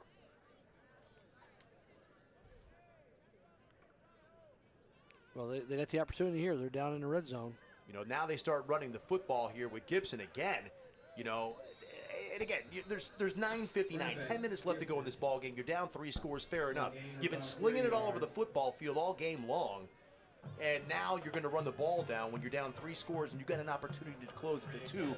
I'd be moving with a little bit of sense of urgency because there is a chance. Well, I think it's more of what you said. How big would it be for him to score 20 points? So I think Coach Timmons is looking at this as 4-down territory. That's why he ran the ball. And he knows he's going to get 4 tries to get a first down here. They're not kicking a field goal, I wouldn't think. No. Looked like Palmetto was playing man across the board there, and they were in the last play. Maybe not now, but. You got some couple of new guys in there for Palmetto. They still have most of their starters in, but I see a. And Thomas stays in the pocket, fires in the end zone, had a man, but that ball's going to be incomplete or intercepted. It's intercepted. And it's intercepted in the end zone. And that's Colton Davis. We talked about him earlier. Like Junior defensive back, and he's slow to get up, but they're calling that an interception, and that thwarts that Southeast attempt to get to 20 points. That's why you don't throw down there, Skip. Trying to tell you that. He hey, look, when you throw the football, a lot of bad things can happen. Only one good thing. That's a shame for Davis, one of their better defensive players, and that's going to be a big loss if they don't have him the next 3 weeks with the big games they have coming up. Yeah, we talked about Palmetto's schedule. After Lakewood Ranch. Lakewood Ranch next week in a District 4S13 matchup, and then a big game against Venice, who's playing Manatee tonight. Don't have a scoring update from Pal Davis Stadium. I haven't seen that score all night yet. We'll see if we can get that for you. And then after that, what is for all intents and purposes likely to be the district championship game against Manatee on October 27th. So you're right, Colton Davis, a big key on that defense, Coach. And Palmetto's going to need him down the stretch if they're going to make that playoff run. But then again, they come from a 3-team district. Going to be awful hard not to make the playoffs. Yeah, and Lakewood Ranch is at a big disadvantage there as far as talent when it comes to trying to make the playoffs in that district. So. And Colton Davis, good news for the Tigers. He gets up and walks out on his own. And what looks like you were right in terms of that score, Coach, down at Pal Davis Stadium. Not a good night for Manatee. What do you got, 42-17? Third quarter. So that's pretty much all she wrote for the Hurricanes tonight. Too little time, too big of a margin to come back from in that game, more than likely. They did make a comeback against Port Charlotte, but I don't think that's not Venice. It's going to be Riverview. Berkeley Prep handing it to the Rams right now, 20-10 as well. No, I called that one. You did. Nobody wanted to listen to me. I thought Riverview was on a roll. And that time, Palmetto Coach taking Meckley, over Coach first down. Meckley knows Berkeley Prep well too. That's going to be a Yes, physical I do. game. They got some players up there now. Had the opportunity to coach against them for five seasons. Who carried it? You know, I thought Venice would probably come out on top in that ball game against Manatee. It would be a good test for the Hurricanes. Venice, just a perennial powerhouse there under Coach Peacock down there, but they're getting it handed to them tonight. They're going to experience their first loss in the year.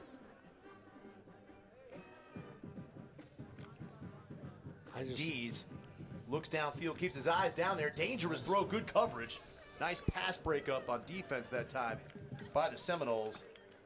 As a former quarterback coach, I'd be leery to have my quarterback dropping back with a 21-point lead, play after play after play like this, when he's already playing on a less than 100% knee, as evidenced by that brace. So I don't know how long they leave Dees in there. I would think they might want to bring the backup in and get him some reps, get him ready in case he needs to go. Looks like he has an additional tape on the knee from when the game started, correct? Yeah, it looks like he's added some tape to it. Maybe the brace might have broke on that one play. I think it looked like the strap was coming off.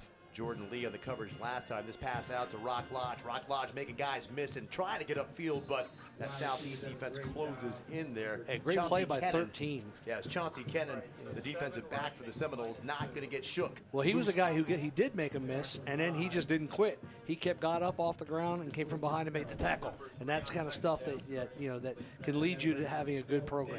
When you get guys to play with that effort level, you can have a good program. That was another nice throw by Dees from the far hash to the sideline. That ball came out on time. And Jacob Mobley back in the game to return the punt after he was escorted off the field by Coach Timmons with a fireman carry earlier. So it's good to see Mobley back in the game. That play by Keenan would be the kind of play that I would highlight when he watched the game films if I was Coach Timmons, and show it over and over again to show the other guys, if we get this effort from 11 guys, this is what we need, or from 22 guys, or 45, however many you have on the roster. High snap, Gonzalez brings it down, and a decent punt. And Mobley takes a nice bounce for Palmetto, and Mobley touches that ball, and boy, ill-advised, and he falls on the ball. So luckily for the Seminoles, they get that ball back. They don't want to give up any more easy scores to the Tigers and have them pile on. We're already down 34-13. You got to come up and catch those punts. That's the key. Catch the ball in the air, come get it. I think it looks like, in that case, trying to make a big play. Yeah. No matter what the results are. Yeah.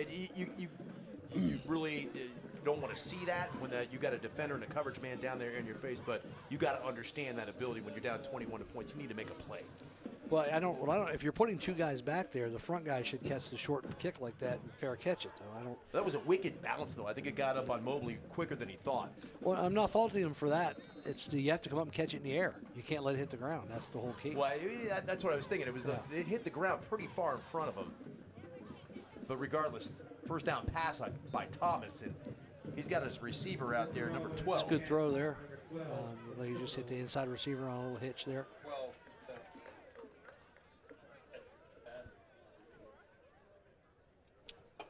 That's Dylan McClain. No, that's Palmetto's roster. Sorry about that. You got some subs in on defense now for Palmetto on that defensive front. So, and at linebacker, you've got some new guys in there. So, Thomas again on second down, looking to throw again. Rolls out to his right. Pass was low, intended for Dorvilas. Did he haul that in? Great catch if he did. He did. Way to pick it up off the turf. Nope, they're going to call that incomplete. We get another look at it on the replay. Boy, I tell you what, on the replay, it looked like he brought that thing in. Well, unfortunately, they don't have replay in high school, so that doesn't really matter. Still, again, we talked about effort. You just talked about effort. That's effort. Yeah. No, that's effort, yeah. Here we go, one more look at it. Don't get a clean look, but it didn't bounce. It didn't look like it bounced, no. So third down and 7 yards to go, and we've got another flag Palmetto lined down. up offsides. Now you got a third and 1. Yeah, but again, why are you blowing the play dead? They lined up offsides that time. Doesn't matter. You let it go. If they line up in the neutral zone, they'll call it. That makes no sense to me. It's not football to you, right? No, it's not. Some things that are football sometimes are not football. Oh, in and out of the hands of that Seminole receiver. Pass intended again for number 12. We don't know who that is, the unnamed receiver for Southeast High School, but perfectly delivered balls. Got to catch that. Yeah. Simple as that. And looked like he pulled his hands down a little quick, expecting some traffic, and from the safety coming behind him. How many? 58. 58. Thanks, Donnie. Fine. Yeah, 2 to Thomas now on fourth down and a short 2. They're going to go for this, and that ball is going to be kept by Thomas. Thomas with a lot of room off the left side. Slammed down across midfield. No flags down in the play. Nice tackle that time. Number 24 for the Palmetto defense. I just wonder why they wait this long to get the quarterback involved in the running game. That was the second time we've seen a great tackle by Paul Moore in this football game. Paul Moore's played well, sophomore. But 2 to Thomas keeps the Southeast drive alive.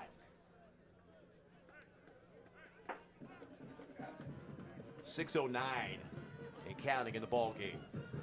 Thomas out of the gun. He's looking to throw. He's firing it downfield. 2 receivers in the area. Double coverage on top of it. Somebody ran the wrong route. And that ball's incomplete. That was the 59th pass of this football game. And the ball was underthrown, but somehow it got through there and hit number 12 in the chest, the mystery man, as he was falling back, coming back to the ball. But he couldn't hang on. It's not often you see single coverage with 2 defensive backs in the area, but that's what we had.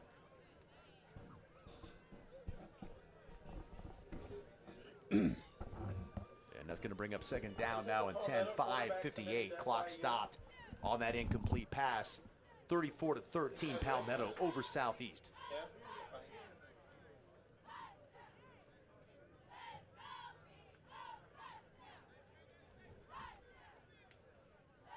And Thomas got a little pressure. Thomas is going to go down. Nice job by that Palmetto defense that time. To close ranks. 34? 34 was in there. I couldn't see the other number, but I know he's a sub that came in playing left defensive end here. Kevon Williams is number 34 on that Palmetto roster, a junior defensive end and outside linebacker. So like giving him his props. Again, that's number 34, Kevon Williams, and that ball's going to be spotted back at the 45-yard line. And that looks to be about third down and 18 or 19 to go here. Third and 18. They don't have to get all in one play. They don't get greedy. Just try to get half of it back here, and then you run a fourth down play at this stage in the game. Which opens the door for a screen with that pass rush, and here comes again, but downfield to the throw. Underthrow, but coming back to the ball. Outstanding play, number 12 on the reception. And we've got us 13. Another penalty. There's another penalty. He'll get tossed. That's ridiculous when you're losing by 21. Yeah. Absolutely There's ridiculous. Not a lot to say about that. Yeah. We don't even have 13. We don't have 12 or 13. Holds the ball up before he goes in. That's Chauncey Kennan, the defensive back, who was in on offense that time. Yeah, he'll probably get ejected for that. Simulating a gun. He threw the ball up in the air and way up in the air and shot at it like with his hands like he was shooting a gun.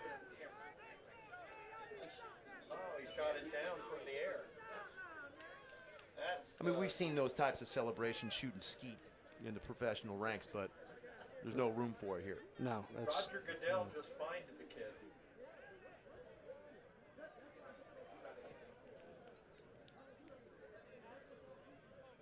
In Southeast, this might be the most unsportsmanlike penalties I've ever seen in a game.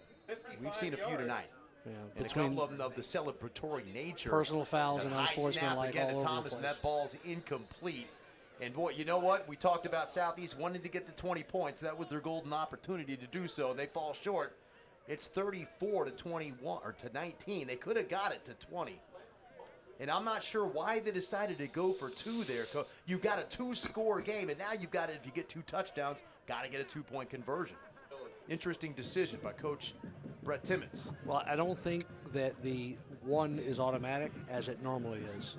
It's a little more automatic than the 2-point play, I would say. Well, I look at the But game the earlier kicker today. is, you know. their operational time, we saw that. The kicking game is not real strong. You're right. That snap from so center. That what normally is considered an 85-90% chance you're going to make it, you know, that changes your line of thinking when that gets down to a 50-50 shot that you're going to make the extra point. And they you did might as miss, well go for 2. They did miss they it missed last already, time, yeah. so that does need to be said. And I'm sure they've missed several since they've scored 13 points this year multiple times.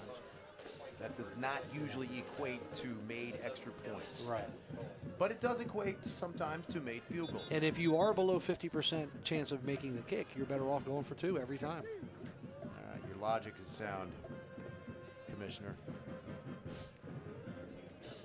But Southeast missing that opportunity, but with 5 minutes left to go in the game. You're down 15 points.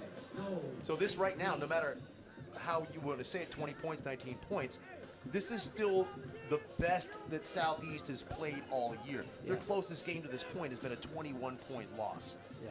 So right now it's a 15-point margin. And again, there's been a lot of big plays. Southeast has given up on defense tonight, but they played with tenacity. If they come out and get a stop here, they should have 4 minutes left because chances are Palmetto's going to throw the ball and the clock won't run. So. Well, and this is what I was talking about, going over to the other sideline of Rashad West when they eschewed that Brandon Gonzalez field goal from the 25, and that kickoff going to go out of bounds It's and gonna go to give the 50. Outstanding field position. Yeah, they'll get the ball to at the Palmetto. 50. But we were talking about the need for Palmetto to maybe make this more than a 3-score game on the foot of Brandon Gonzalez earlier. They decided to go for it instead, missed it. You know, and that opened the door a little bit for Southeast here. But yeah, and I don't think the game was ever in question at that point. I'm going to agree. You know, I mean, it was a tall task to score 21 I just think it's points in 1 quarter. It's a thing to work on. You know, moving forward, like Coach Meckley said, the big picture. You might need a 42-yard field goal from the right hash mark to win the state championship or to win a district game or, you know, later on. And, you know, that's a perfect opportunity to go ahead and work on it. So I'm not going to disagree with any they're of gonna that. make How them am I kick going to it disagree again? with you guys anyway? I'm not going to do that. But by the same token, you can have both things be true. They're not mutually exclusive. You know, in the moment. You are really liking the big words tonight. You have the SAT coming up soon or something? Your mutually exclusive matriculation? That's only 2 syllables. Or 3. Mutually. Mutually. Yeah, 3. All right. Yeah, there you go. Me and math. Yeah, if it involves counting, skips out. Verbal communication, no problem. Written communication, no problem. Math? We have a great command we voice. have problems. You have a great command voice, though. I might sound like I know what I'm talking about when it comes to math, but I don't. And Southeast now kicking this thing off. Magwood. Oh. That's going to be There's a short whistle. again. Matalau picking that. They have a whistle. I don't know what happened. Maybe they They never probably whistled it ready. didn't give the signal to Yeah, they start never the whistled play. it ready to play, and he kicked it early. Nothing can happen smooth tonight. Everything involves an instant replay and a flag and an explanation and a celebration, regardless of how bad you're losing. I feel like it's midnight, but it's only 9:47. 2 celebration.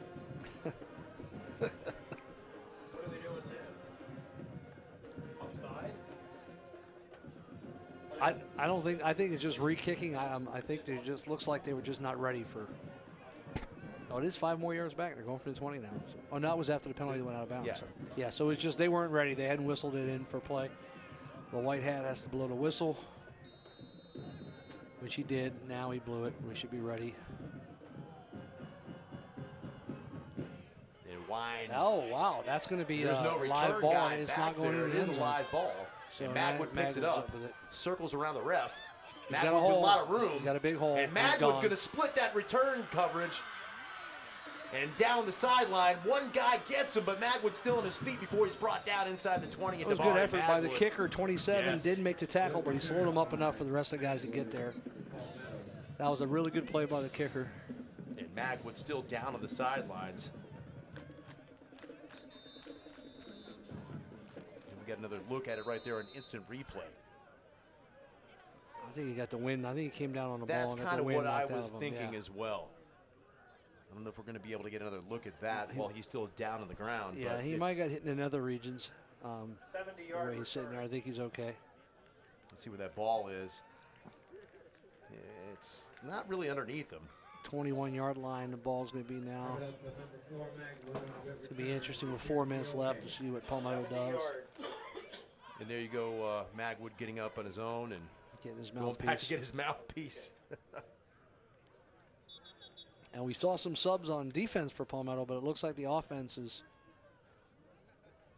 looks like the one's going back out there. At least I see Rock Lodge and Dylan Wester over there in the huddle, so I don't think they're going to put any subs in now. Yeah, again, we talked about the big games coming up for Palmetto, and maybe they haven't put their best half of offense out there, and Coach West wants to knock off some of this rust. But having Clayton Dees and Devon Thomas out there in this stage of a game that really is pretty much wrapped up is a dangerous proposition. Yeah, you got guys, and a lot of their star players are small-ish. You know, Rock Lodge and Thomas are not real big. We got a false start that time, right tackle. And Wester's not a big guy either. You know, like you said, I would hate to lose a guy at this stage in the game for what? You know, I don't want to call out guys for penalties, but we don't get to call offensive linemen out. Captain DeAndre Berry that time. So just give the guy a little bit of love. For his penalty. Yeah, He's done a good job. He's moved from center. He was a 2-year starter at center. They moved him to tackle. He's adjusted to a new position. He's done a real good job there this year, though. There's that wide pitch again to Thomas. There's a good time. Or block good, in the about to back. say good job with the defense. They didn't call we got it. a block there. Yeah, We it's got a coming. flag down. I think he don't saw that's it that on the block in the backside. back. That's a long way away to see that. Somebody had to see it. Well, then again, It we was- saw it. We're further away than him. We're 50 yards farther. And he had the Southeast coaches yelling in his ear. Yes, we expect to see that block in the back and have that play come back. And there it is. Yeah. But that's kind of odd that it takes. It was the guy from the far side of the field to see it. But we saw it, and it's a good Yeah. call. Again, you know, we can sit there. We're not throwing rocks at the refs. No, There's and like been a I've said, lot of flags I say tonight. it jokingly, but there is a shortage of refs, and it wasn't for these guys out here tonight, we wouldn't have high school football. And as a lot of the older guys are retiring, they have to find new refs, and it's hard to get them nowadays. Nobody wants to be the bad guy and be yelled at by fans, and they do get paid, but it's not an awful lot of money. So, you know, that it's important to support them. I support them. I make fun of them sometimes, but We all do. yeah. Same It's thing with easy. umpires in baseball. A lot of them- Low-hanging fruit, my friend. A lot of them would be shocked right now if they heard me saying that. but you know, we wouldn't have high school sports if it wasn't for those refs, and there's such a shortage of them. We need to get guys out, you know, former players out that know the game, and get them out there officiating. Call Andy Guglielmini if you're interested. Hall of Famer. Call And the Goog. Clayton Dees on the run again. Looking to Gosh. throw deep, Oh. though. And there we go. We got flags now, but that's what we were talking about. There's your starting quarterback getting leveled on the sideline in a useless point in the ball game. I don't know if anybody from Southeast hit him. I think he ran into a guy on the Palmetto sideline. I saw him crumpled up on the No, ground. it's a Palmetto guy he ran into. There was no. Oh, that's not Dees on the ground then. No. But I don't think there was a hit. I don't know what the penalty was. All right, fair enough. I might have overreacted a little bit. Yeah, here's the play. He's running out of bounds. It looked like he had a little bit of a shove from behind, but I don't know if there was ever any contact. He ran into number 80. they're throwing a flag on that. So, I mean, the flag came out late. It looked like there was a hand on his back. Not forcible contact, but contact. Let's see what the referees say after they huddle up. That did not look like any They're kind going of to give that personal late foul hit. against the Knowles. There was no contact. No, when that happens on the Palmetto sideline, you're not going to have a lot of people coming to argue. Yeah, but there's two Palmetto guys running into each other. It did look that way. It looked like they couldn't get out of the way of D's. But I agree with you. I don't understand why you have him with 4 minutes left in a 21, 15-point game. No. Hobbling around and running for his life like that. I mean, again, I can see that you want to get some of the rust knocked off your offense. It hasn't been a well-oiled machine here in the second half tonight, but at this point in the ball game, and there we go, another high snap, and Dees just falls on it, and that's the third time we've seen a snap go over the head of the Palmetto High School quarterback tonight. So maybe that's what they're doing, is just working on the shotgun snap. Well, I mentioned that DeAndre had moved to tackle this year, so there's a new center playing in there that didn't play the last couple of years. So.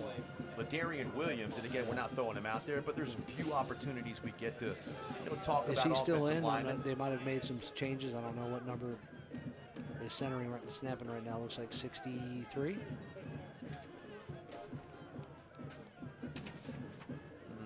We don't have a 63 on the roster. 62 maybe? Maybe I can't read.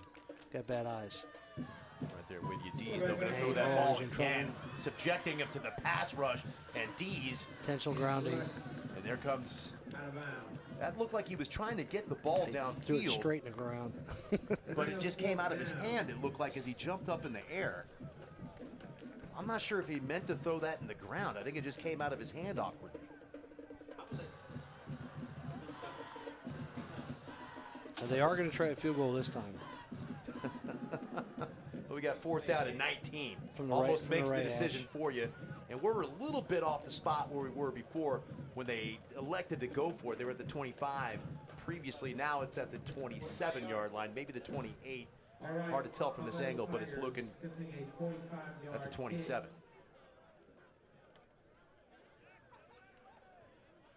So this will be a 44-yard attempt for Brandon Gonzalez. A little bit of a high snap, and it's going to be a low line drive kick. No good for Palmetto. Southeast takes over with 3:12 left to go in the ball game, down 15 points. So again, Southeast looking, in a normal offensive game, if you're able to move the ball, it's still doable with 2 scores and a 2-point conversion. But Southeast maybe just looking to get on the board here, their highest offensive output of the season, feeling good at the end of this game. That's what you would expect them to want to do right here. So I would expect them to continue to try to put that ball downfield. No, I think if they got points here of any kind, that would give them a good, bounce going into their next game. Most people were expecting Palmetto to win pretty handily, and they've kind of weathered the storm and hung in there. Yeah, we talked about the upcoming schedule for the Tigers next week. It's going to be the Seminoles going to Port Charlotte to take on the Pirates. That's a good team. Not going to be pretty. And then they're following. Oh, had him wide open over the middle. 26 might have been big play if he hangs on. I don't know who 26 is. He's not on my list. I'm on the other roster. Looks like a young guy. He hasn't been in the game all along. Have no 26 in the roster. Mystery man. Maybe it's 25. Am I seeing it wrong? Maybe it's 25. He's the inside receiver and trips there. Roan Drummond is a receiver number 25. That must be him. Be him. Yeah. And Thomas under pressure again, dumps it off of the screen that time. And that's Cecil Crawford on the reception. He'll get a chunk of that back. And it's going to be a pickup of 5 yards, 3rd down and 5 for the Seminoles. Clock ticking inside at 2:45 now to go in the game. And we get somebody down with a cramp. Southeast guy down with a cramp. Looks like. Guessing cramp the way he went down, but guess you never know. He's got his leg up in the air. So players are already stretching it. Trainers hate that. Second time we've seen player trainers out there in the field tonight. Yeah, those trainers hate that, boy. You hear the trainers go. You want to hear a trainer get mad. I guarantee you J.K. had something to say when he was running out there and seeing some kid touching him. Put his leg down.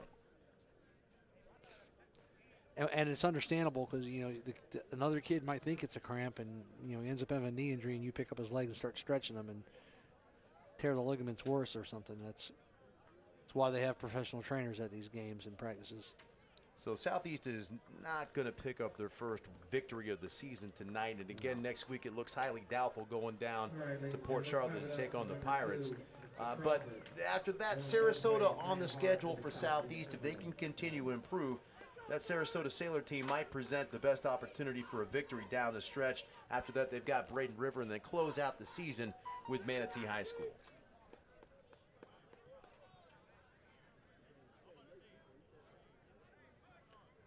And now getting back to action here on the field of play. 2:40 to go in the ball game. Southeast, 3rd down and 4. And Tuda Thomas. Oh, he dropped the ball. Is going to be picked off or not. What happened? That ball coming out of his hands? He just dropped it. He's just rolling out to his right, trying to avoid traffic, and dropped the ball at the 8-yard line, 10-yard, 12-yard line.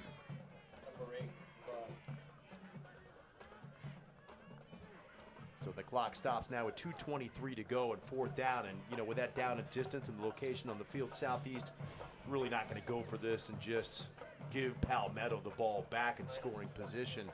I'd be really surprised if Dees is back in there this series. Well, I would be shocked with 2 minutes to go in the ball game. It's basically an impossible task for Southeast to come back in this win.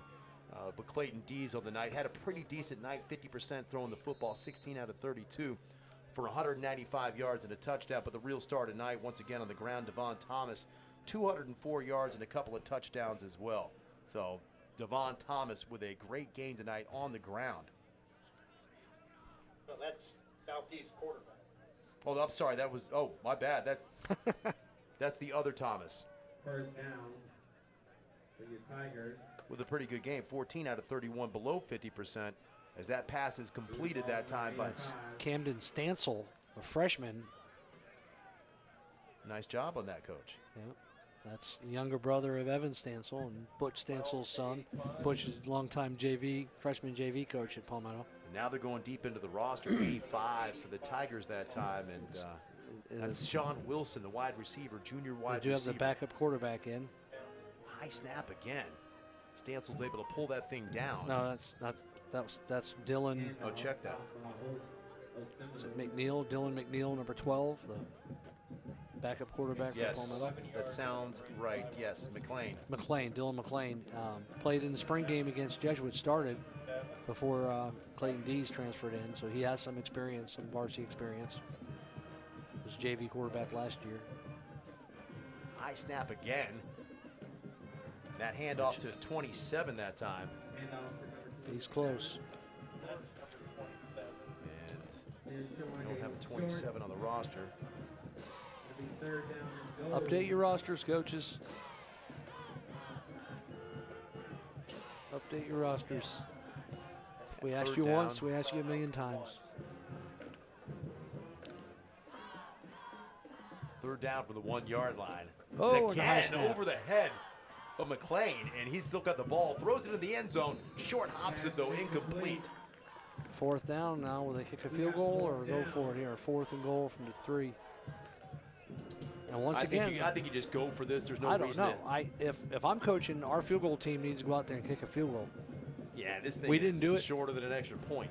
But we didn't do it last time. We missed the field goal. If I'm coaching that team, I want the field goal team to go out there and execute a field goal. Even with 51 seconds left, I'm punching this thing and I'm running it. I might be sneaking it. He's in the shotgun, though, so I'd expect this to be a handoff. But high snap.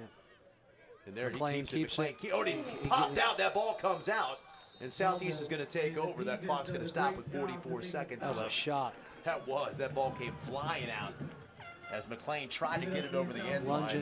And 19-13. So that's Chauncey Kennan again. He's played a great game, and unfortunately, the only thing I'm going to remember about it is the penalty. Which that's what, like I said, I tell kids that, the most memorable thing about the game will be the penalty you got instead of all the great plays you made on offense and defense. Looks like Tuda Thomas will get a chance to throw some more passes, maybe. 44 seconds. I erroneously gave stats out for the wrong Thomas before. It was Tuda Thomas, 14 out of 31, 204 yards, 2 touchdowns, and interception. So good numbers. He's had some big plays as well tonight, just as he did last year against Palmetto in the game at Harlee Stadium. But too little, too late on that scoreboard. 19 points to the Tigers, 34. In the diamond formation now. And I think you've seen this before, Coach. I didn't see it, but here's the handoff. And a little bit of running room that time for number 3, Jamari Park, or excuse me, Gibson. Gibson. Mikhail Gibson on carry. And that clock is running at 35 seconds left to go in the ball game. And Southeast trying to get lined up to get a couple more plays squeezed in before that clock strikes 0. And they're just not getting the play off. And Thomas uncorks one down the sideline, and it's Nice caught. catch. Nice job adjusting that ball. Number 12 down on the sideline. 16 seconds left to go in the ball game. I think that's Styles. Is it? Styles. Yeah, he's another. He started at Palmetto and transferred, as so did Michael Gibson. 31 yards. 31-yard completion. That gives him 235 for the game for Tuda Thomas in passing yardage. And Thomas under duress again heaves that ball downfield. Double coverage picked Intercepted. off. And that's going to do it. It's Wester. And that's Wester, the wide receiver, in on defense that time, and Wester still going. He's gonna score. Probably. And there's no time left on the clock, so let's see if Wester can get in the end zone here on the last play, or if Southeast can bring him down and preserve the 15-point margin, and they do. So that's going to do it. A unusual game, a long game, and a somewhat interesting game. Southeast gave it their best on defense, but a lot of big plays by this Palmetto High School offense all night long. Devon Thomas, Clayton Dees, Damari Magwood, big plays by the Tigers, just proving to be a little bit too much. Your final score from Paul Meckley Field at John Kiker Memorial Stadium is the Palmetto Tigers 34 and the Southeast Seminoles. And we're going to go ahead and say goodnight, but I want to give a big shout out to Coach Paul Meckley for joining myself and Coach Chris Conboy up here in the booth. Thank you for the opportunity to hang with you guys. Yeah, absolutely. Anytime.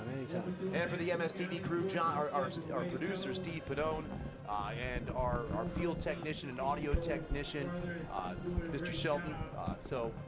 And all of the students from SCTV, Amanda Carter and her class out there, Carl Shelton, sorry I missed that, Carl. We want to thank everybody for helping to put this production out there tonight. And we'll go ahead and see you guys next week as we've got the Braden River Pirates hosting the Parish Community Bowls. So until then, folks, just have a great night and a great weekend, and we'll see you next Friday night here on MSTV for your high school football game of the week.